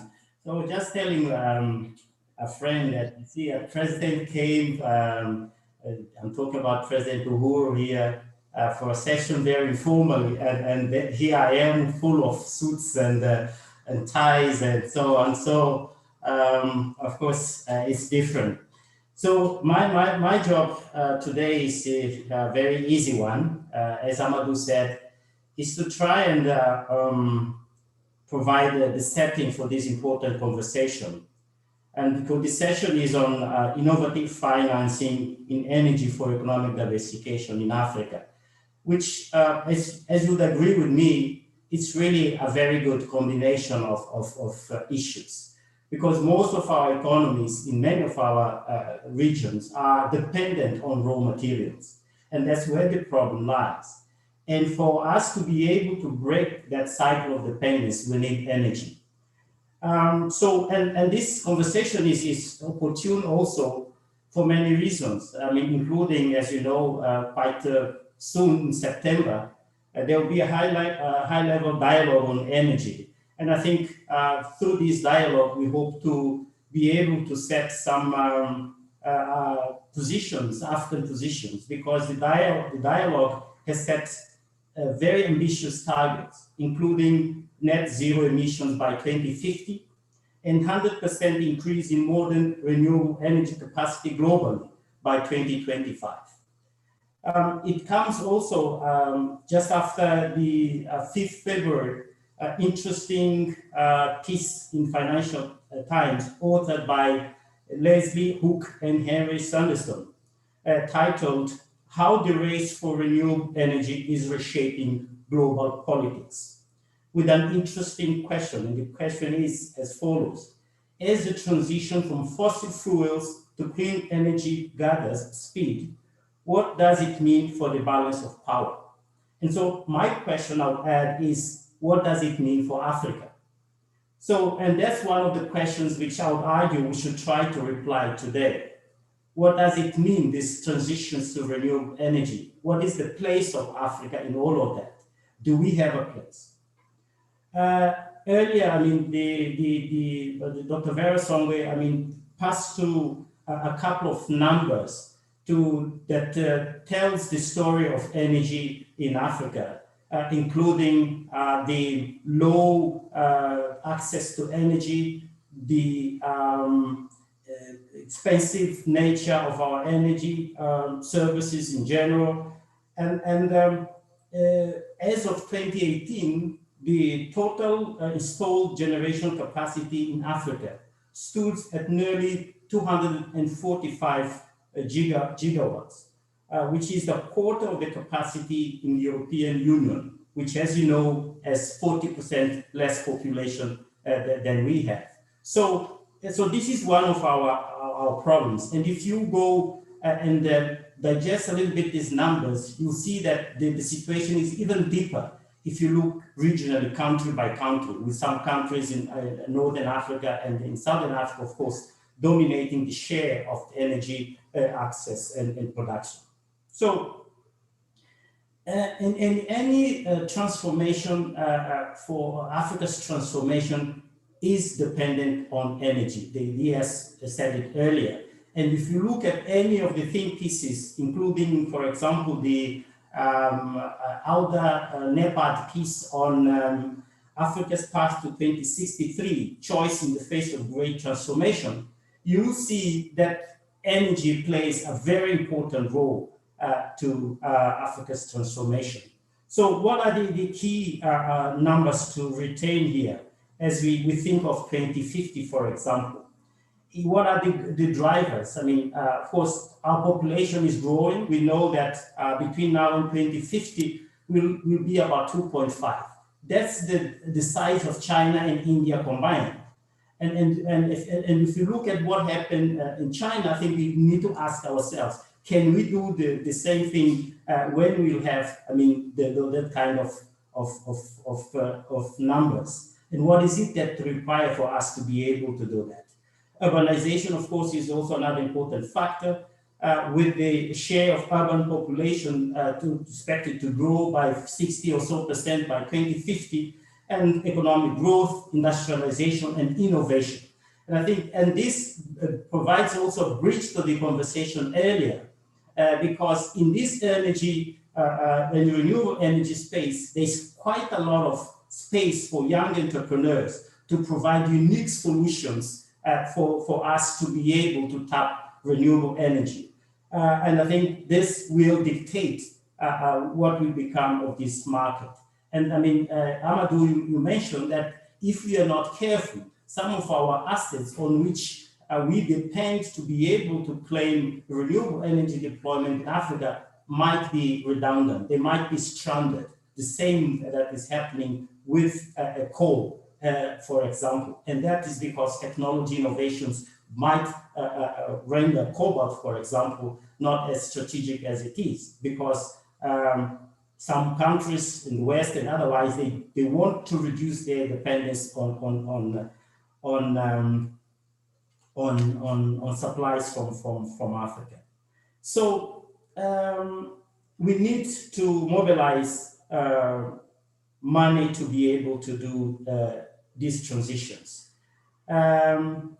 The African Development Bank suggests that we need up to 230 to 320 billion to invest in energy by 2025, and an additional 120 to 15 billion for the period 2026-2030 to meet what they call the New Deal for energy for Africa. And we have other numbers, which I don't want to bore you with. basically the question here, how are we going to get those resources to be able to enable greater coverage, energy coverage and access, and so on and so forth. And the sad story is that currently we are mobilizing $4 billion or so. I mean, the financiers will provide the exact numbers a year. So then I would say that to break this cycle, we need innovation and smart policies to crowd in investments. I think one strong argument that I would like to put across is that the business fundamentals of our projects needs to be strengthened, not only on the basis of the profit maximization, let's say, approach, so the financial economic returns, but also by taking into consideration environmental, social, and of course, the governance and transparency aspects of it, the so-called ESG factors. And I would also argue that by doing so, we would be able to expand the investors, including in this group, social conscious and environmental conscious, the impact investors, which are interested on those ESG factors.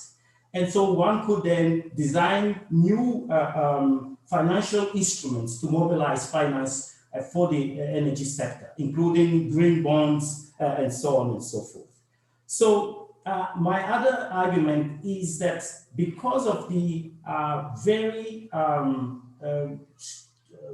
close link between minerals and renewable energies, and I'll provide some numbers later, I would argue that clustering minerals, energy, industrial development, trade, infrastructure, and agriculture development as part of the same package would strengthen the business fundamentals of our energy projects. So the designing of those projects, therefore, would need to look at those aspects of clustering, because otherwise, I mean, we would have energy or roads for nowhere and so on and so forth. So how to do that, I think it's an interesting proposition to explore. So let me be a little bit more specific about why this cluster. DRC, for example, produces 70% of the global cobalt that is required for you to produce batteries. And batteries are key for you to maximize the deployment of renewable energies, because it's batteries that store solar and wind energy, for example. So, and yet it captures only currently about 3% of the total value chain, that by 2025 is going to be about in excess of $8.8 trillion. So this is the magnitude of the business, which should, I would argue, entice captains of industry in Africa to be part of this. And it's not only about DRC. Other countries in Africa has all the other battery minerals. For example, South Africa has 80% of manganese, and Gabon, for that matter, also is part of the 10 global producers. So we can therefore think of a regional value chain for the development of this battery and renewable energy deployment, in which Mozambique and Tanzania would produce the graphite that is needed for this, and so on and so forth. And we can provide you the numbers of all the other countries. So, and what is interesting now is that we are not talking of 100 megawatts or so to light small cities. With the developments, technology developments in battery storage capacity, now we can have solar parks that are in excess of 2,000 megawatts or so. With that, now you can link your renewable energy agenda with your industrialization agenda, hence that larger cluster that I've mentioned earlier. And the reference for that, for example, is the Blaja solar park in India that has in excess of 2,200 megawatts. So we need to have more of those in Africa. So, and an important thing that also we need to look at is that the African Continental Free Trade Area strengthens the business fundamentals, a point that was made earlier, I think, by President Benedict Oramah. And also the COVID-19 and the supply side disruptions that it created has made industrial policy and local content policies more, we call it, there's more appetite in the business community for those kinds of policies because it's part of the strategy to reduce supply side risks. So I would argue, therefore, that with all of those fundamentals, one can mobilize innovative finance for the continent. So what should we do? I'll go quickly there. I think it's important to strengthen implementation capacity across different actors, including governments, and of course the private sector as well. I think we need to be able to provide on a regular basis a better understanding of what is the value of this market, including, for example, reference to this $8.8 trillion by 2050. And more of those numbers, I think, are required so that then the fundamentals, the credibility of the projects is strengthened accordingly. But the model is should not only be directed to the wealthy, the captains of industry. It should also incorporate small and medium enterprises. And I think this is where industrial policy becomes interesting, how to utilize local content policies to ensure that our small and medium enterprises can be part of the value chain. And the energy and the renewable energy and technology value chain has quite a lot of opportunities for small and medium enterprises, including young startups, to play a role in the provision of context-specific services and solutions for this. So I think understanding the depth of the value chain, I think, is part of what needs to be done for us to maximize welfare gains and development impacts in this area. I think we also need to be selective, special economic zones, because unfortunately we still have a lot of market failures. I see that I need to learn, speaking a lot here. So I think there are institutions that have experience in helping countries to establish those special economic zones can play a role, because this is where the initial investments can be located. China has done it successfully. I think Africa can also do it. So I guess this is what I could share now. I think there is an opportunity to create a very, very interesting package of solutions and projects that embrace the entirety of this value chain. Over to you, Amadou. Thank you very much. Thank you very much, Pedro. You were not too long. You took the time necessary to actually really help us a picture of what's going on here. So thank you very much for that. And if we need you, throughout the discussion to come back and clarify some aspects, we may just do that. So, I want now to turn to Professor Oramah from the Afrexim Bank. And we have heard about the necessity here about, diversification, because Pedro, you have highlighted the opportunities, the risks, but also, you've spoken about really what to avoid in terms of, for instance, the cobalt being basically obsolete. And turning to you, Professor Oramah, I would like to ask you, why is diversification so critical in our African economies? No, thank you very much. And let me, before I proceed, Amadou, permit me to welcome my colleagues on this panel, and also to thank the UNECA and Dr. Vera Songwe for inviting me to participate. To understand the challenge Africa faces because of the series of concentrations that the continent is associated with, I just wanted to just put something out there. Every African country can easily be associated with one single or two commodities. If you name Africa an African country, you can easily say, oh, they are producing this, they are producing Nigeria oil, Ghana cocoa, Kenya coffee. But go to Asia, go to Europe. Can you tell me exactly what any country there produces? I think that's the beginning of this whole conversation. So we are an economy that is just dependent on one or two things. And we all know what that means. If somebody depends on one thing, it tells you the kinds of risks that entity faces.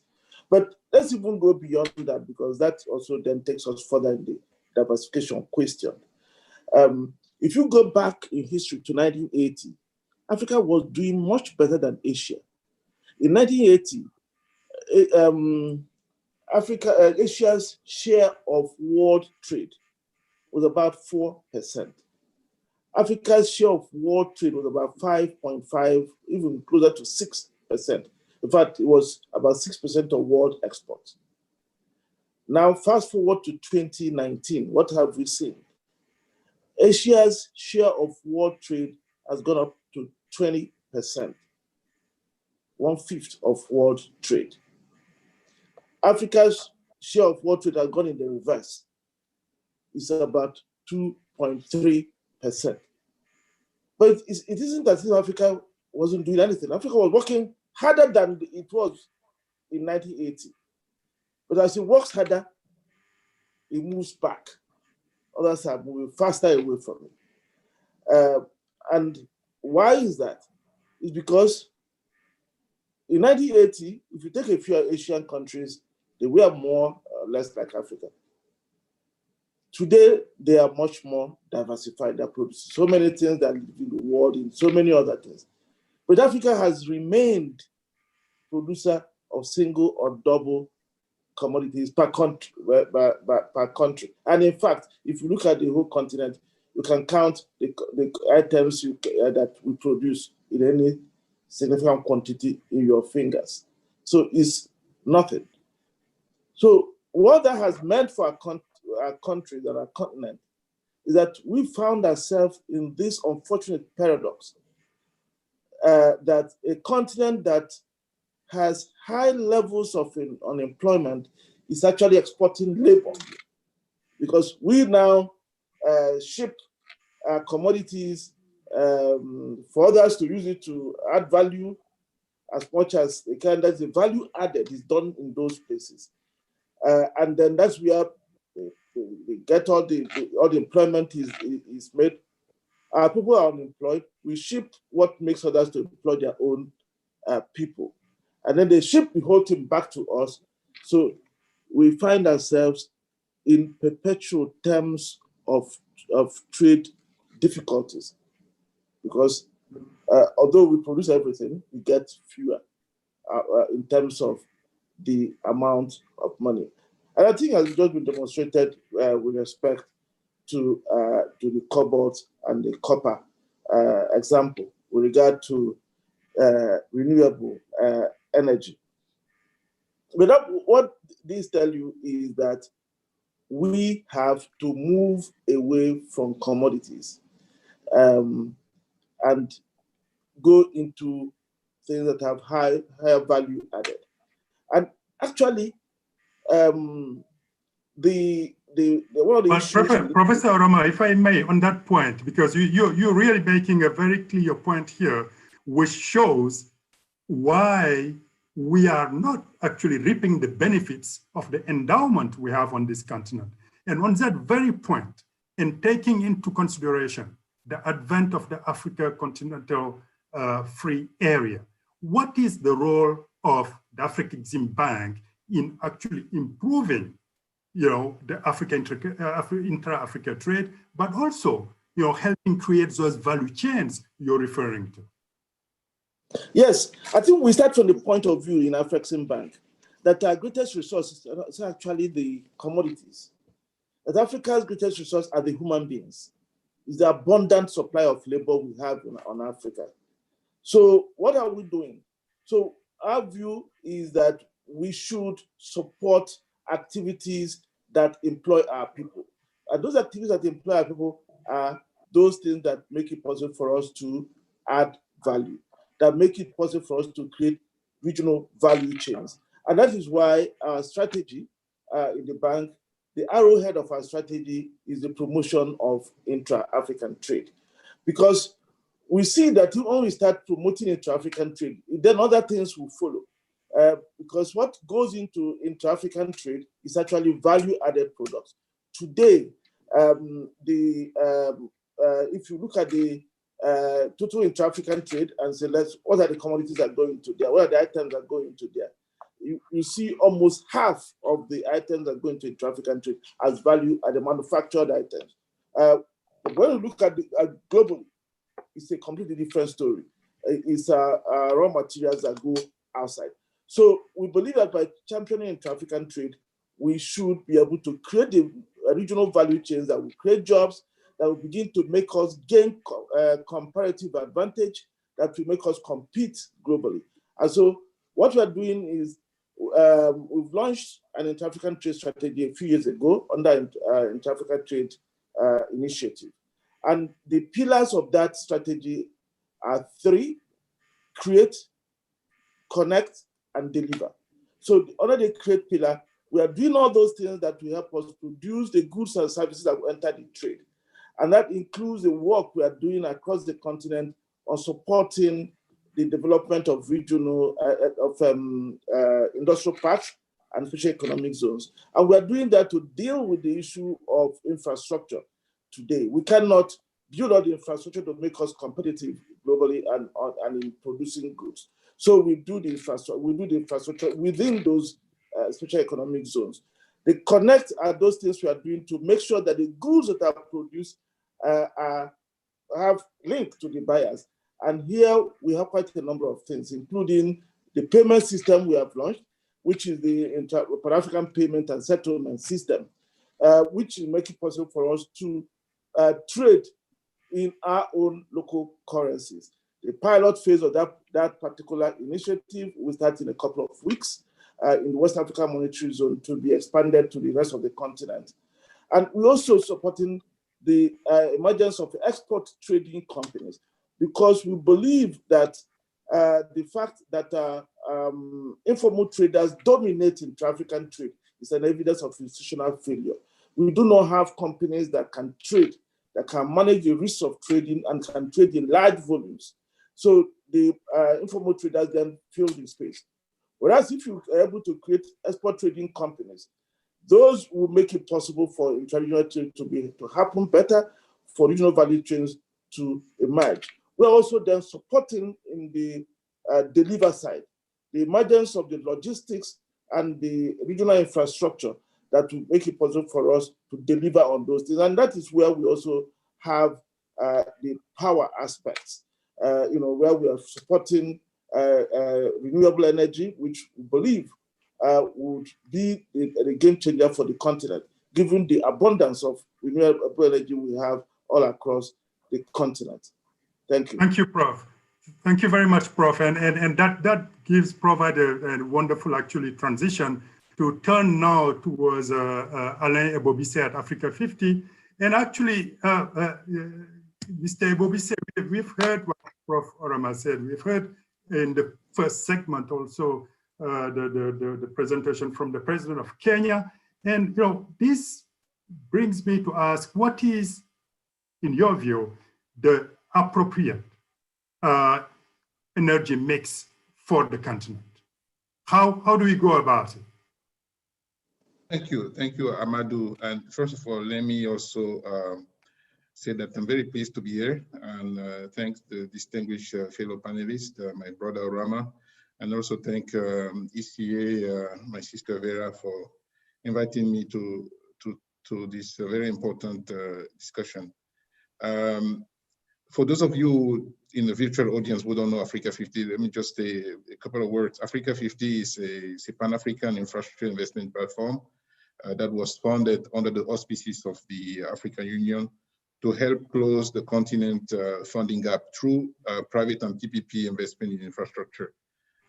We develop and invest in projects across Africa, but we focus, we operate like a commercial entity, even though we are owned by countries. Our shareholding is 28 African countries so far, the African Development Bank and 2 African central banks. And again, today we focus mostly on energy in our investments, but we're also looking at projects in the transport sectors and ICT. Now, the theme of this panel, in addition to the question, Amadou, was to leverage energy for economic development. First, and I will address your question, I think I have to make it very clear that our continent is committed and should continue to demonstrate its commitment to climate-friendly policies. That's clear. But we will also say very clearly that we will continue to rely on cleaner thermal fuels, such as natural gas, to generate the baseload power that we require on our continent to meet our urgent and huge development needs. I think it's very important to advocate for this balanced approach, for this appropriate African energy mix that balances climate and development goals, especially at this time when we are getting ready for the COP26 climate conference in Glasgow. The voice of Africa should be very clear. We are committed to implementing climate-friendly policies, but we also need to make sure that cleaner thermal sources of power, such as gas, are part of the mix. Now, whether we talk about renewable energy or transitional power for gas, I think the fact of the matter is that we need to significantly increase investment across the entire energy value chain. In the power sector, that means massive investment in generation, transmission, and distribution. At Africa 50, we are focused mostly on grid-based electricity generation using fuel sources that Africa has the most. That means solar, hydro, gas. But we also need to acknowledge the fact that we need to see a lot more off-grid, mini-grid solutions that will be part of helping us to achieve the ambitious SDGs target that we have to achieve. If I take solar power, for example, we have seen significant progress in solar energy over the last years, including through private investment, although a lot more remains to be done. Let me give a few examples because I think we need to show that things are happening on the ground. Sometimes we only talk about problems, but we also should talk about what is happening to create momentum. You have a fantastic Bemban 1.5 gigawatt solar project in Egypt. It's the largest in the world, or almost the largest, which is currently in operation. Africa 50 has invested in this project.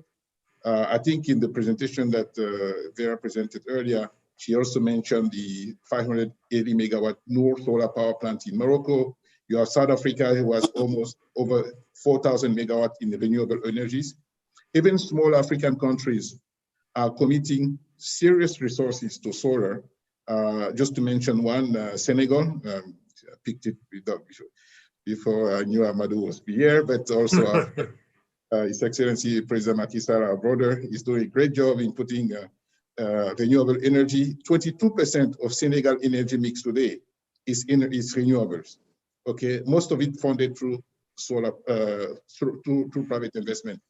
President Kenyatta was here earlier, a big champion of renewable energies with Lake Turkana, geothermal energy. You know, we have good stories here, okay, which have happened.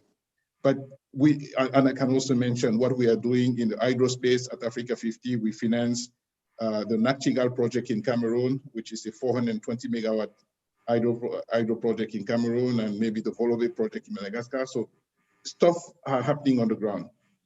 Again, as I said, we are doing renewables, but we're also doing gas. For example, we finance the Azura Power project in Nigeria.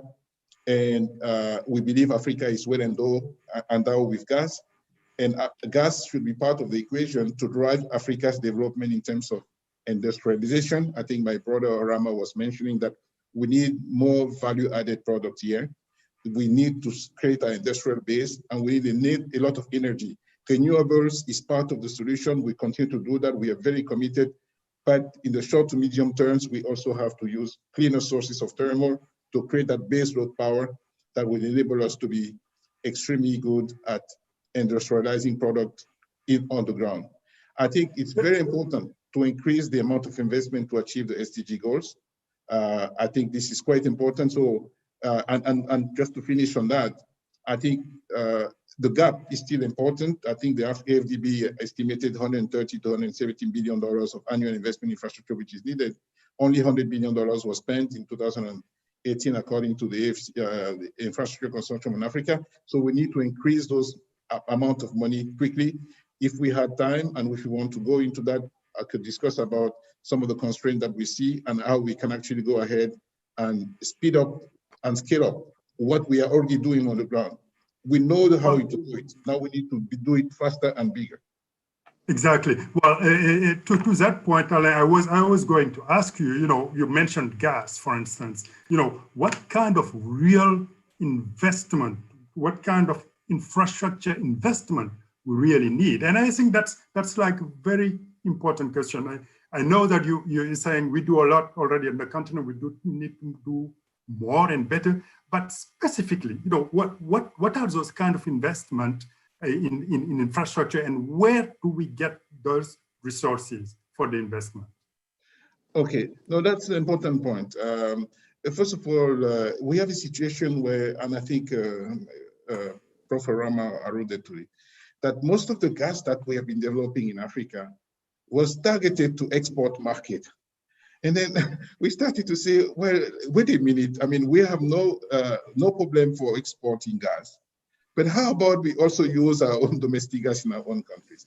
And you see more and more leaders and Africans saying, okay, absolutely, a big share of that gas has to come into the Africa. But there is a challenge that in order to use that gas, you need gas infrastructure.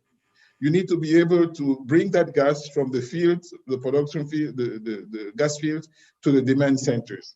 And so it's about pipeline, it's about building these pipelines, LNG plants, the processing facilities, the midstream investment really, to bring this gas from the field to the demand centers. And that is continuing to be done.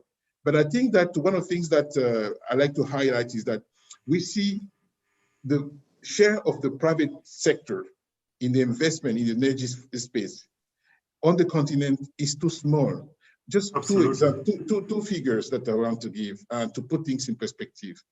The World Bank has produced some figures over the last 5 years, actually between 2015 and 2019. These are the figures that we have. On average, Africa receives $6.4 billion a year in private investment in infrastructure. East Asia and Pacific, another emerging region, $33 billion a year in private investment in infrastructure. And Latin America, honestly, I used to cover Latin America. I used to be the global head of one of the infrastructure businesses at the World Bank Group. I cover Latin America. I did investment there. Latin America received the same period, almost 30 billion. So we can increase this average annual investment that we receive from the private sector from 6.4 to 15 and one up to 10 to 20. If we do that, and there's appetite for people, including us, folks like Afreximbank, the African Development Bank, and others, to really to put these resources to use. I think we see that today, but we just need to accelerate the pace of making those investments work. And we also see that these are big numbers, but we also have to think about, schemes that will enable entrepreneurs to connect folks in an off-grid space, because in order to meet the access target, I think we cannot do it only with grid-connected power. We also need to have mini-grid, off-grid, and this is where we see lots of ideas from most of the time they're younger than us, entrepreneurs thinking about these business models that we should support to make sure that we can connect as many people as possible and try to meet the SDG target for energy access. So I want to add one last point, local currency financing. Local currency financing is very important for infrastructure. Right now, most of the infrastructure projects are financed with foreign currency, hard currency, which is certainly because we haven't developed enough our local currency market. So we need to make sure that we can actually do that so that we can enable local currency financing for private infrastructure, even public infrastructure. One last point, which I wanted to mention. I already mentioned that with my conversation brief with President Kenyatta, asset recycling. Asset recycling is also a way to enable governments to raise cash by offering concessions that they have to private investors, and we have appetite for that. The government will then raise that cash and recycle the cash in new infrastructure investments. I think this is another way where we can actually find ways to create more resources for more investment, because at the end of the day, we need more investment. Thank you. Thank you. Thank you very much, Alain, for bringing up all those issues. And you know, it's very telling. If you really need the private sector, our local African private sector, to be involved in this eminently strategic and important sector, indeed, we need to find all those mechanisms. And, you know, this is a great transition to turn to Rolake Akingbube Filali. I mean, as I called her earlier, you know, I consider her really as a grand dame, grand madame of the African energy sector here. And she has a wealth of experience, and, you know, which we want to tap in to help us really navigate. And Rolake, we have heard a lot in the first segment, but also in this sector, in this panel here about the role of the private sector. If you take the technology sector, the development, the boom, the innovation, it's all because we have a dynamic private sector there.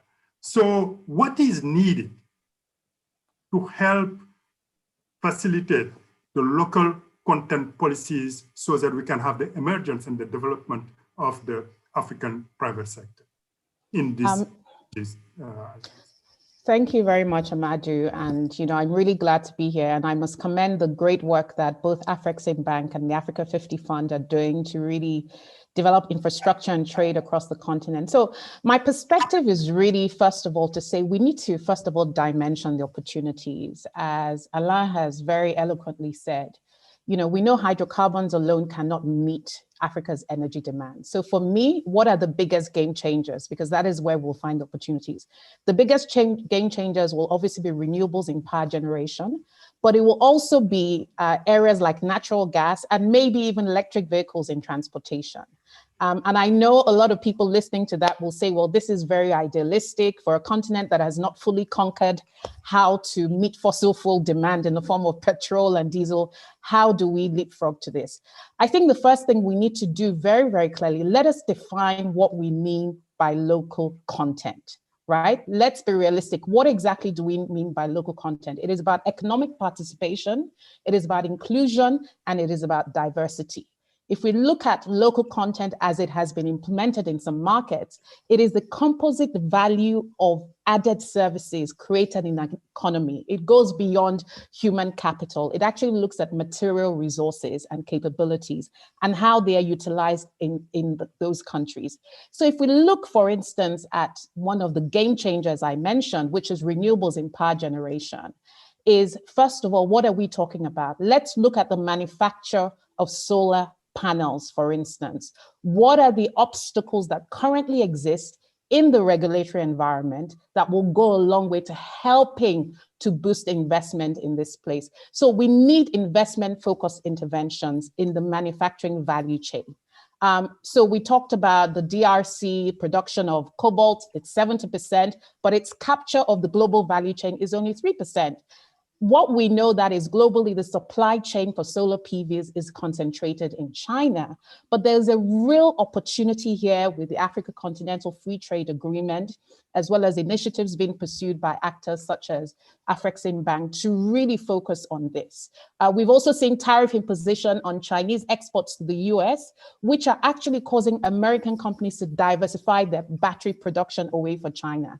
So for instance, how can countries like the DRC, like Zimbabwe or South Africa come together to create a value chain. And then the question is the competitiveness of African economies to actually produce or manufacture those value-added components, which is why I think there's a huge opportunity for cross-border collaboration. The other point here, the other opportunity I see is from the public sector is what are the existing regulatory obstacles that exist? For instance, we still have considerable levels of subsidies for the grid or diesel fuel or subsidies, which are still prevalent in much of the continent. This, in some respects, can make solar less attractive for some consumers. And I think when we're considering creating value-added services, we need to look at some of these structures. And then I have to talk about a really very, very important point is really around this implementation of local content. We have to be very, very careful here. Some countries have implemented very strict local content rules without a consideration for how competitive those industries are. We don't want a situation where we develop these local value chains and then producers, operators, or developers are forced to pass on the high costs because they cannot manufacture competitively locally. They're then forced to pass on the high costs to consumers. So if local technologies are not competitive, then project developers will just be burdened with the higher costs and local performance. Another thing I would like to see us explore, and if you look at traditional or conventional industries such as energy or mining in some countries from DRC to Tanzania to Nigeria, the Local Content Act has actually gone a step further and provided for how local companies bid for contract awards. One of the trends that I've seen across the continent is that a lot of solar PV developers are usually foreign-owned entities that set up African distribution hubs. So we might, for instance, want to explore principles such as the fact that if we have an indigenous company that is bidding for the contract, the principle of award should just not be based solely on the lowest bidder. So for instance, in Nigeria, we allow in some of the traditional energy spaces for indigenous companies to bid within a certain price band, even if it's not as competitive as some of the other foreign players. And then I think we need to adopt forward-thinking policies on value addition. This goes without saying. China has done it. We need to think about that. Let's look at battery manufacture, battery component production. How can we localize that production within Africa? This is where I think supply chain investment interventions are absolutely critical to develop robust policy measures. And then capacity building and development of SMEs and other vendors. We need to find ways to tie this and match this directly to our economic needs. So for instance, recently, the Nigerian government talked about the electrification at the residential segment of the market, 25 million solar PV installations. Now, who is going to install this 25 million solar PV installations? It's going to come from local companies. Are they in a position in terms of delivery or performance track record to deliver those services? Some of these services range from basic installation services to EPC contracting to consulting services. If you look at markets like Kenya and Ghana, you have companies that have, for instance, provided energy services via power purchasing agreement for large-scale corporations. So clearly across the continent, we have a reference point in terms of capacity building. So there is a need to actually directly match those opportunities with those green recovery initiatives. Another one that is particularly close to my heart is that— Yeah, thank you. Please finish. The last one, yes. The very last one is that a key part of economic participation and local content is access to finance and financial instruments, right? I really love the fact that Alain talked about long-term local currency, and I must add single-digit local currency funding for developers, because we have different models. We have models in the renewable energy space where people are making outright purchases, but we also have equipment leasing and rent to own. So some of these structures need to be financed over time. And I think local banks need to play a more active role partnering with development finance institutions. And then we need to make it easier for local SMEs to achieve credit ratings so that local capital markets, such as bond markets, can be mobilized for access to finance. And one of the best ways to achieve this is also to explore aggregating both customers and SMEs in the value chain, because the more scalable these projects are, the more attractive they will be from a portfolio perspective to investors. Thank you.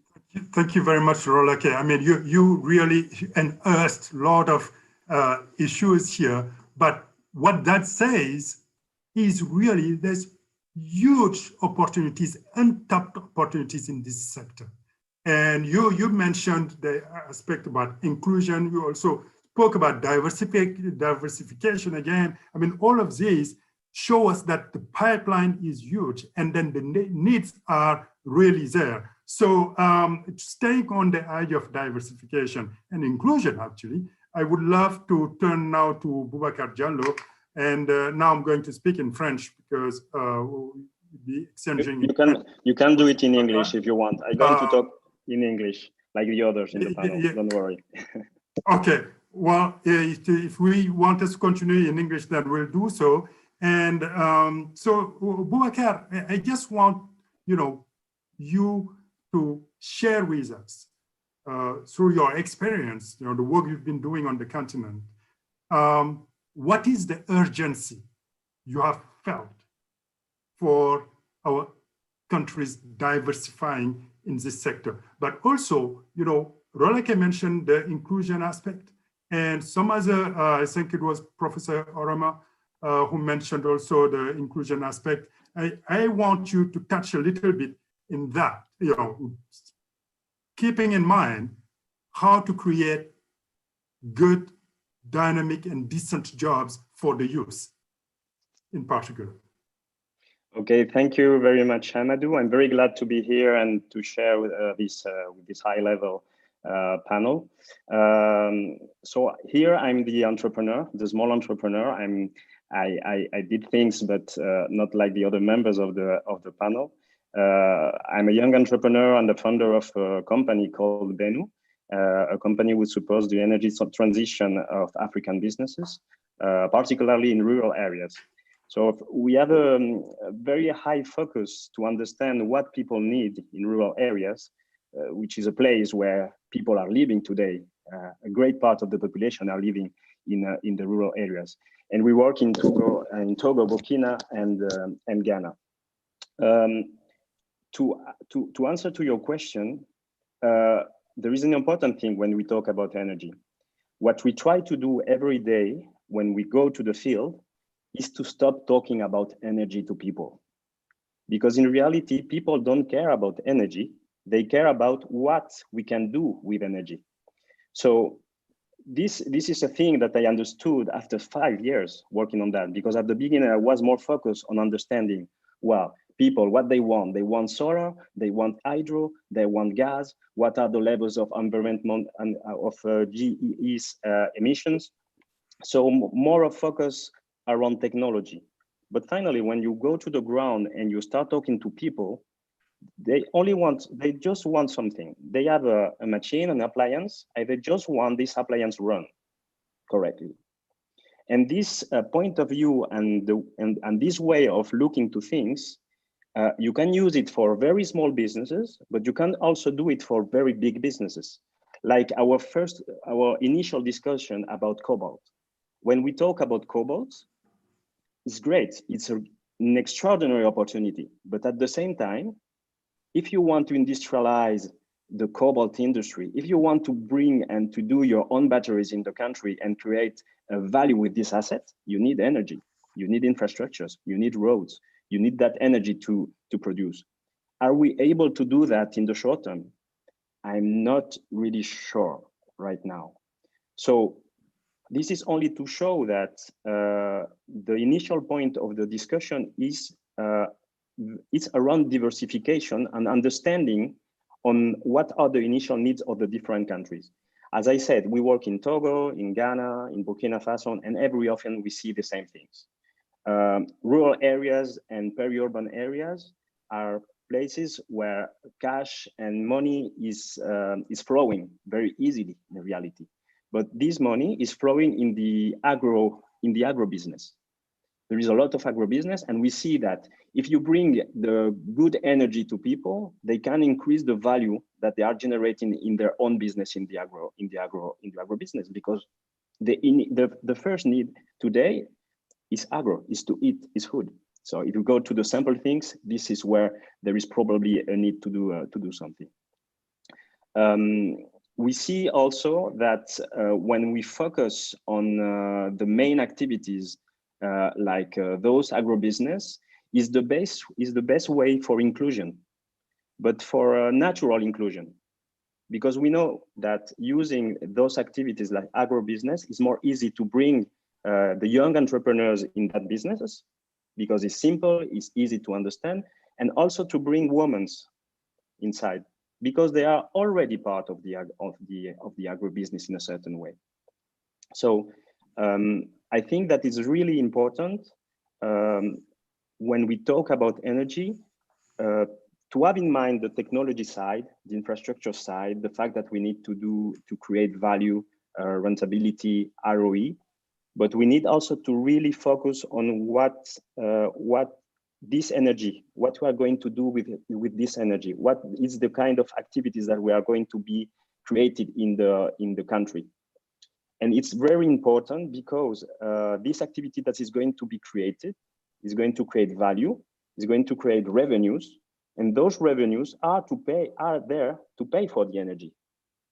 Because we have a focus on energy as a public sector, but to make it private, we need also to develop the affordability of the people on the ground, and this is through the diversification.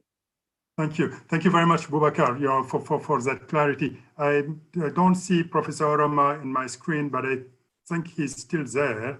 And on this point, Professor Orama, what do we need to do, and how can you help Alain? Also, if you want to take this question, how do we help create more of Boubacar and his outfit on the continent, so that we can get at the level at which he's speaking about? But Prof. Orama is not there. Are you hearing me? Oh, okay. So you're back. I don't know what I was. No, thank you very much, Boubacar, for what you are doing, actually. I think it is people like Boubacar that will be the engine room of the development we are all looking for. But we have to give them the platform so that they can excel. And some of the kinds of things that Rolake was saying, I think, address the question you asked. But let me say that there are two key things that people like Boubacar need. They need an enabling environment. They need governments to put the environment and just stay away from them. And then they need access to markets. Very, very important, because you can do all the things you want to do. If you are not able to go and do it somewhere, to do it for somebody, then the business will collapse. And of course, finally, the appropriate financing that is required.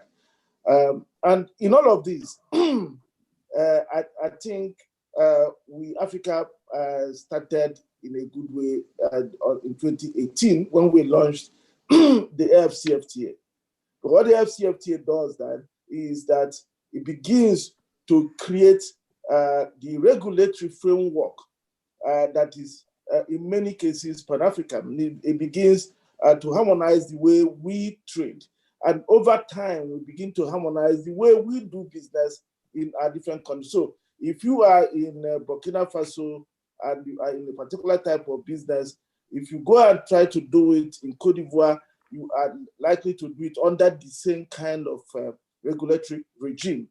We haven't gotten there yet, but that is the journey. We've started the journey now. And then if you want to trade, so there's clarity for you about the, especially with tariff. So you know that if I go and if I produce something gradually, it is like producing for one market. Because whether I produce it in Cote d'Ivoire, produce it in Ghana or Nigeria, it will be the same thing. What will then determine how I'm able to sell it will be the first, how competitively I'm able to produce at the factory floor, and of course, the infrastructure to move it from one point to the other. But it is important that we develop a trade information system very well, because given the colonial legacies we have, we do not know what is happening across our borders. I'm sure if I ask Baka whether he knows somebody in Kenya who may need the kinds of services, the kinds of things he just described, he probably scratch his head and don't know. But if I ask him, maybe if he wanted to buy something from China or Europe, do you know where to go? He probably know immediately. So we need to begin to develop the trade information portal that will make it possible for us to deal across our borders. And then the issue of currency, which I think Alan mentioned and Olake also harped upon.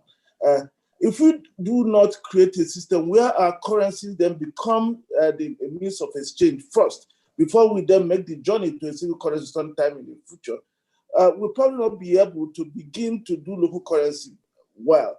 And I say this because we are discussing now with the African Stock Exchange Association based on the Pan-African Payment and Settlement System to see how we can make it possible to create more liquidity for certain stock exchanges in Africa.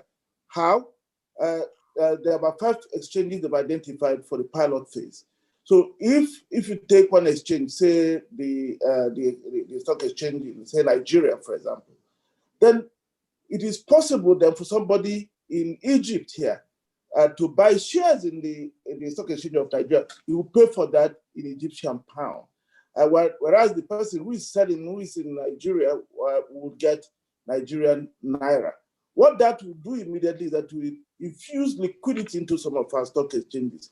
And if it then begins to infuse liquidity into that, it will then begin to have other impact on other aspects of the financial markets and begin indirectly to begin to drive down the yield curves in through secondary effects. So these are some of the things I think people like Baka would need: access to markets, harmonized and clear regulatory environment, the infrastructure to move their goods, the financing that they require, and the financing maybe in the currency that they are able to manage better rather than in foreign currency that exposes them to foreign exchanges that they are not equipped to manage at this level.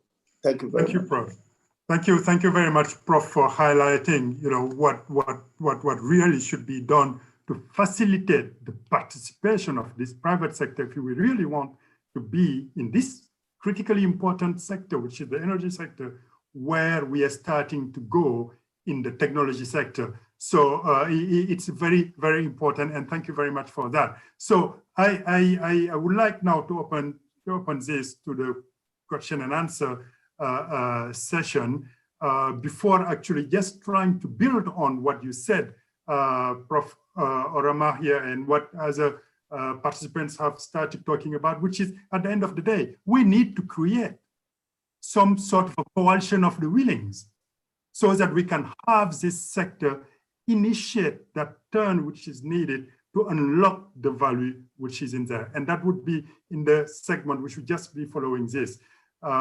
discussion. So I have received a couple of questions here, I think only 2. One is addressed to Boubacar, and it's actually talking about energy access and agriculture and agribusiness attractiveness.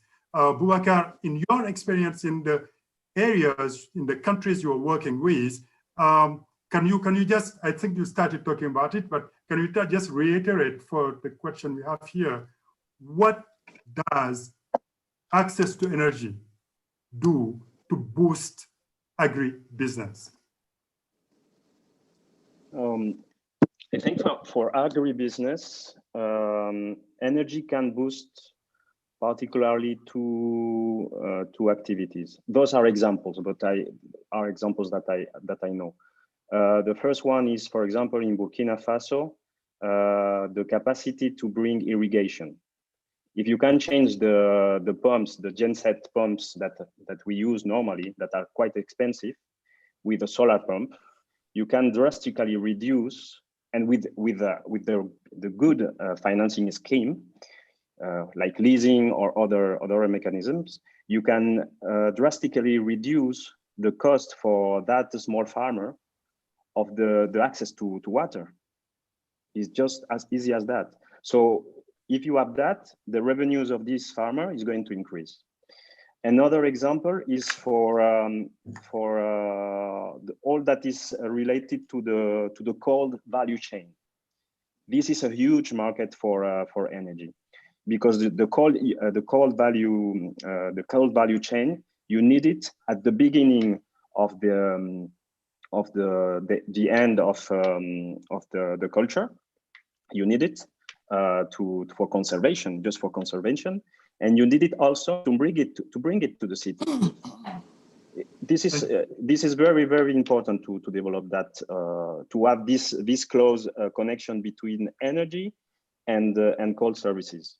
If we want in our countries to have to eat our own food and not the food coming from outside. Thank you very much, Boubacar. And we have a second and last question here on industrial clustering, and as a way to strengthen local content. And Alain or Pedro, if any one of you two or Rolake wants to tackle this question, it would be great. So again, it's industrial clustering as a way to strengthen local content.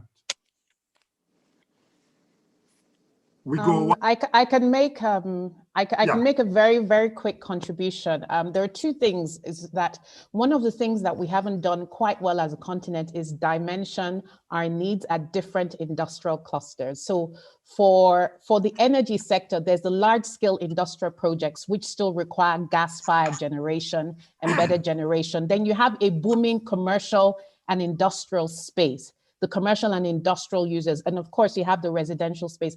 I think this is going to be absolutely key, particularly in those countries where we have the creation of export-free zones or free trade zones. I think we need to work between the public and private sector to think about how we create clusters and economies for offtake on the one hand, because I think that is going to be important for industrial offtake as well as for the commercial and industrial space. And then very quickly, the very last thing I want to say is something I think which is a huge opportunity.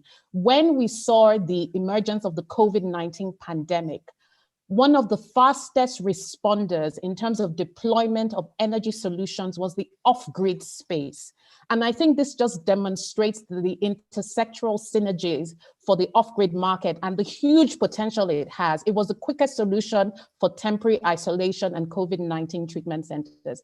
And then finally, the collaboration between financial technology and renewable energy, particularly as it concerns the solar space. I think a lot of investors are used to funding the large-scale utility projects, but if we look at some of the commercial and residential space, there's a need for nimble and innovative solutions and creating hubs that can really serve that part of the market. I just thought I would mention that. Yeah, thank you very much. Thank you very much, Rolake. Ladies and gentlemen, I told you I call her the grand madame of the Africa private sector energy sector. So you can see her wealth of experience and the depths of her knowledge in this area. So I mentioned earlier trying to create some sort of a coalition of women to go and really start the deep work of revolutionizing this sector. Before we get to that, I'm not sure if Dr. Songwe is still with us, and then if we can have her comment before we move it and turn it over to the Team Africa Energy with Linus Mofor and NJ Ajuk. Dr. Songwe, are you there, Vera? Yes, I'm here. Can you hear me? Yes, I can hear you. Yes. No, I'm with you. I think I can't speak after Professor Rammer and Alain and Rola K and Boubacar. I really like your question, Boubacar, on what are we doing energy for? And I think this is the fundamental question. It's really, you know, there is a lot of conversation about powering Africa, but I think the question is for what? And then Rola K, of course, is to say that we do need to differentiate, you know, the kinds of power supplies. And therein comes the idea of why, you know, Africa 50 and Afreximbank then have to segment their offerings into local currency and cheaper currency and faster dispersing currency so that we can do that. So I think on this panel, we have something that can begin to deliver energy for Africa in a way that is powerful. So just thank you. And I think Africa for Africa's energy is possible. I think it's doable. Alain has given a lot of examples of some of those energy projects, and now we need Africans to do some of those projects. And I think that's where the local content becomes important. We've done local content in mining, we've done some local content in textiles, but we do need to start getting Africa's power energy giants, Africa's energy producers like Boubacar. Maybe Boubacar, you become the next GE or the next NL Power. You know, we shouldn't always look to someplace else for the biggest energy producers that are investing in the continent. We need them to be Africans as well. So that's a little bit the next segment. Thank you. Thank you. Thank you very much, Vera. And I would like now to turn it over to Linus Mofor, but building on what Dr. Songwe just said, I mean, it's critically important, as in anything, to have, you know, the leaders, really the visionaries, those the pioneers, those who are there at the beginning, and then which will be pulling everybody else with them, and who would serve actually as, you know, that beacon of light where people can see and say they want to join it, they want to go there. And, you know, and maybe this is me advancing a little bit more, but along with the Team Energy Africa, we should really start thinking about along the line of something which exists somewhere else, like a battery alliance for this continent. You know, there's no African battery alliance, to my knowledge at this time. And yet we know that we have all the resources necessary if this is going to be, if like the renewable energy and the battery segment is going to grow, the most of it we have from the continent, and we need to start to create those kind of alliances and those kind of coalition of willing to be able to move forward. So without further ado, I want now to move it over to Linus. Linus, are you there? Linus Mofor? And yes, Amadou, I'm here. Thank you very much. Over to you, Linus, for the Team Energy Africa. So this session, our session is concluded, right, Amadou?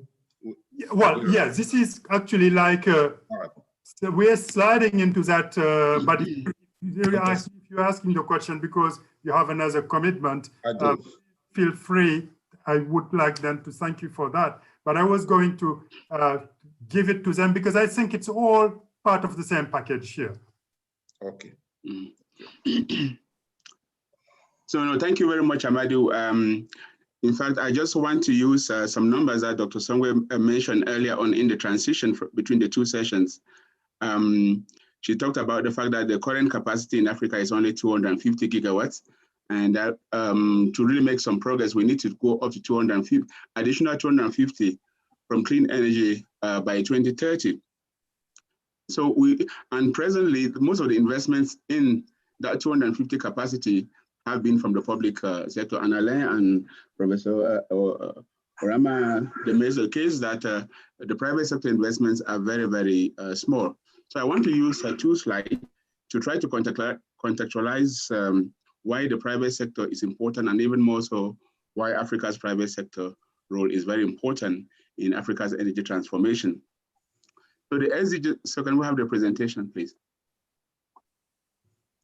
So the SDG7 initiative, which Dr. Songwe started here at the ECA, is aimed at aligning the interests between the private sector, member states, and development partners to fast track the investments that are needed to do Africa's energy transformation and address energy access and climate action. It is based on three pillars. The first pillar is that of sustainability, where the member states commit to looking at the clean energy transition in terms of their nationally determined contributions to climate action. And also there's a sustainability element in the sense that the investor, the private sector investor, has got to get a moderate rate of return on investment. The second pillar is on governance. And we need to understand why is it that the private sector investment in Africa have been very small. These were mentioned about infrastructure in general.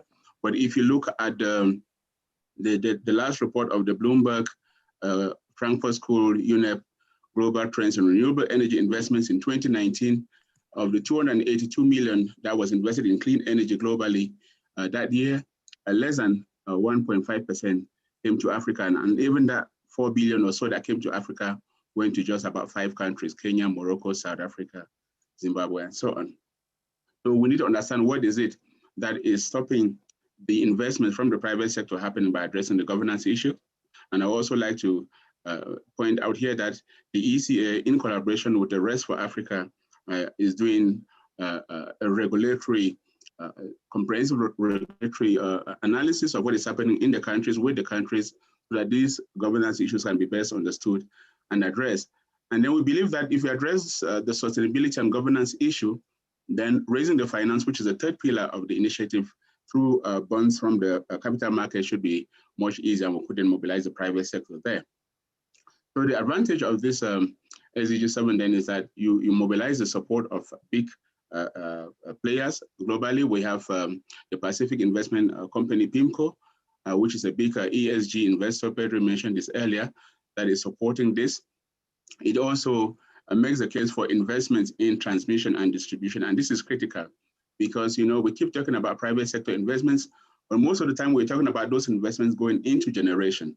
But there is only so much generation that certain countries can take because they don't have the infrastructure to take it to where it is needed. So investments in transmission and distribution are very, very important.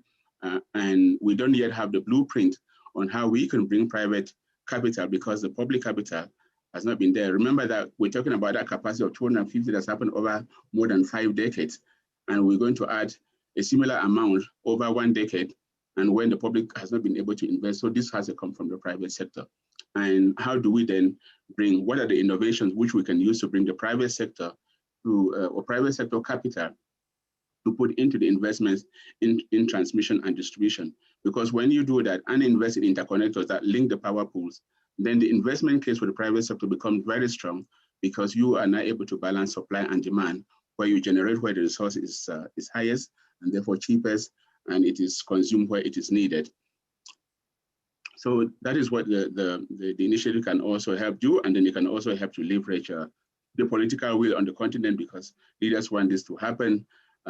You can also help to mobilize some of the money with low interest rates globally, because usually, as you all know, when you meet the people that have the money, they say they don't have bankable projects.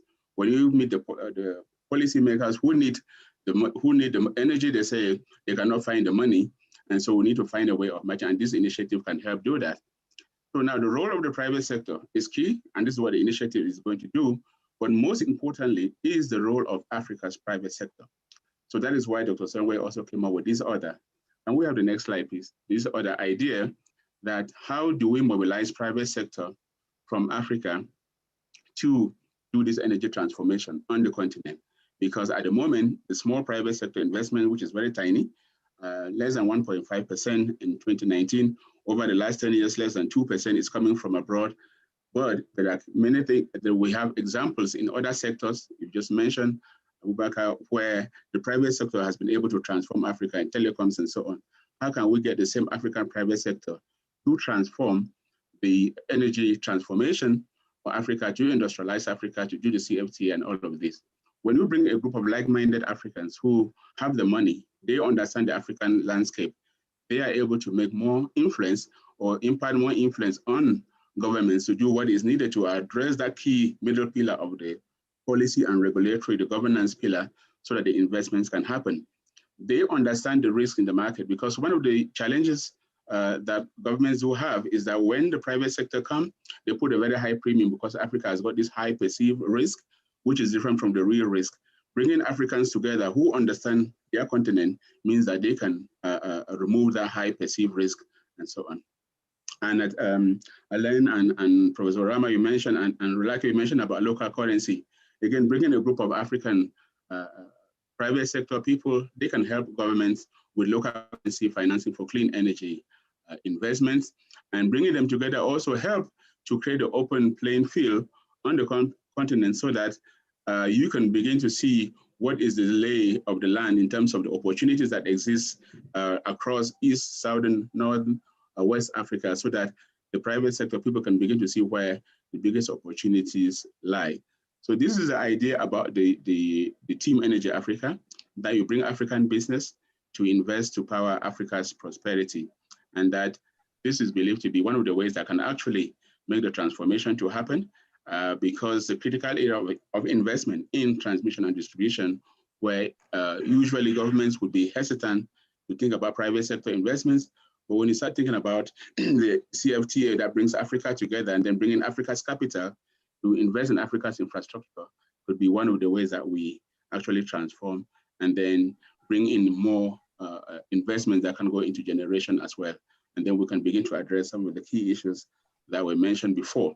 And in some of the slides that Dr. Songwe showed earlier also, you saw a number that about 70 gigawatts of IPPs are being proposed on the continent. But there's also an analysis that shows that most of those projects will not go to financial close because of various things that need to be addressed. So while the need is there and the gap is there, we have to do all of these things. And then another thing is that we are already learning on the continent in the sense that the IPPs for renewable is happening. Some of the cheapest prices have been seen in places like Zambia and Senegal and Kenya and so on. So we have this learning that is happening, and we now have the opportunity to replicate that learning going forward. But most importantly, when you look at the climate dimension, in the nationally determined contributions of African countries under the Paris Agreement, the clean energy actions that we have looked at there are only about 22 gigawatts. So you're only talking about investments of about 40 billion. But this 40 billion is far more than that 4 billion that we've said was able to come into the continent. So even for this small ambition, the investments are still big, but we can go much, much higher.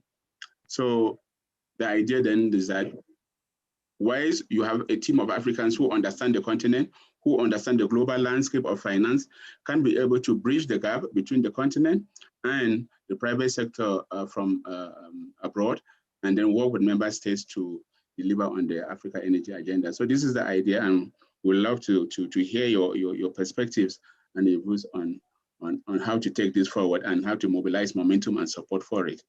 Thank you, Amadou. Thank you very much, Linus. And I think this is really the way to start, things to change, to make an impact, to move the needle. I mean, you need to have a group, which, as I keep referring to it, which is a coalition of rebuilding. I think we have NJ Ayuk with us, who is the president of Africa Energy Chamber. NJ, are you with us? Yes. Sir, Amadou, how are you? Good to see you. Over to you. Thank you, Amadou. I think there is not much to add. The last thing you need a lawyer to go is after someone behind to speak, and Rolake. They just take everything and you just say amen to when they speak. So for Team Energy, I think it's going to be one of those Renaissance projects that would shape the African energy landscape. And I just want to thank Dr. Vera for having us participate in this. I would say at the African Energy Chamber, we were a little bit shocked when we got the email getting invited, because we always felt we were like the bastard children when it comes to getting invited on some of the most important things because of the oil and gas industry that we represent. We do believe that our industry has a big role to play, that if you are going to produce cleaner, safer, and efficient energy for Africa, you have to have the oil and gas industry participate in that. But what is most important is that African energy industry. So, as Dr. Vera mentioned, some of the victories that have been won in the mining space and even the energy space, the oil and gas space, on local content. Right now, how do we transform those local giants, those local African entrepreneurs that get in, day out, to really meet the challenges of our future? Climate change is something that we all have to deal with, we have to believe in. And some of the previous speakers were really on point, like Alain from Africa 50. We believe we're going to meet our climate challenges with gas. And the Team Energy, we want to contribute. We really want to participate in this. And I believe that if we get that enabling environment, we get that limited government, and also some of the barriers that have prevented Africans from traditionally investing in Africa, I think the time is now. The Continental Free Trade Act is a step in that direction. It's shocking, but in 2021, we just had something that could really merge a 1 billion market together. And if in the time of climate change and you're talking about solar and renewables and gas monetization, it is Africans that are going to drive that. It's small African businesses that I met in cities like Kampala and Dakar and Douala and Port Harcourt and Lagos. Those young Africans that get up every day to say, we want to really drive a car content and we want to write our own chapter. We want to be like a pencil, like what Mother Teresa says, a pencil in the hand of God, writing our own history. This is the time, and business is with you. We will stand with you. We will work with you. We will be demanding. When we disagree, we would let you know. But we believe that we love money. We want to make a lot of money. So we see opportunity. So as the opportunities arise, we want to engage in that opportunity, and we want to make sure that Africans participate, because sometimes we have been better. But as in conclusion, we also abide and believe very strongly in the role of women in this. We believe, as President Kenyatta said, you can't X out 50% of your population out of this economy. We still live in a difficult industry. In our industry, the oil and gas industry, women are still the last hired and the first fired. Women still represent under 7% of that population in the workforce. It has to change. We're not proud of that. It must change now. But as we charter this and be part of Team Energy, we want you to hold us accountable. We want you to push us and really drive us to meet that challenge. Because when you push us, when you hold us in our hand, and where we fail, you whip us and get us to meet that challenge. We think it makes Africa better. And our children, my 3 children, would be proud of the Africa that we leave behind and the Africa that we dream of. Thank you so much, and long live Team Energy, and thank you. And we look forward to really getting all the oil and gas industry to commit to this, because it is good for Africa. Thank you very much, NJ. I mean, that's a really fitting, inspiring, and forward-looking, really call to action, and very important, asking also to be held to account. Because that's the other aspect of things we haven't spoken about here, but critically important if we're going to be making progress and get to where we want to get. I would like to bring this panel to a close now and thank, I think we all heard about, the great opportunities, the threats which are there, but also the plentiful of energy, and I mean human energy, not the mineral, like human energy we have, and the vision we have on the continent to really unlock the value which is there and help power not only our continent, but also the world, and contribute in the best way possible. Rolake, I can't thank you more and can't thank you really enough for being with us this afternoon. Thank you very much, Boubacar, and Prof. Oroma, always great to hear from you. Alain Ebubisse, good to see you again. And on that, I would thank all of you and all of the audience. And of course, Linus, we will be following and see where Team Africa Energy goes. Thank you very much. And over to you now to Zain. Hi there. Thank you so much, Amadou. Great job. Very good conversation that we had there over the last hour or so with the panelists. Thank you to all the panelists for your time, your energy, different kind of energy, and your insights and sharing it with us today. And I see so many of the audience members are still with us to listen to some of these very compelling arguments and stories that are really important for us to get together and share in the manner that we have. We've reached the time now where we need to close this. So I'd like to invite everyone to watch this short video, followed by some closing remarks by Dr. Vera Songwe. Please watch.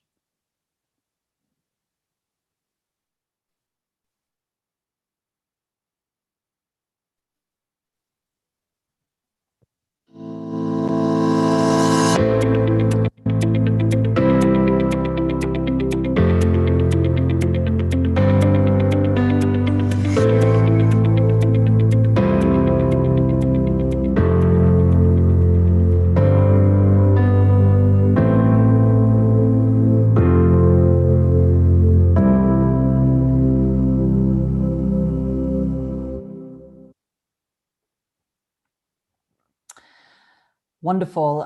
Thank you to Afreximbank and the sponsors for this event.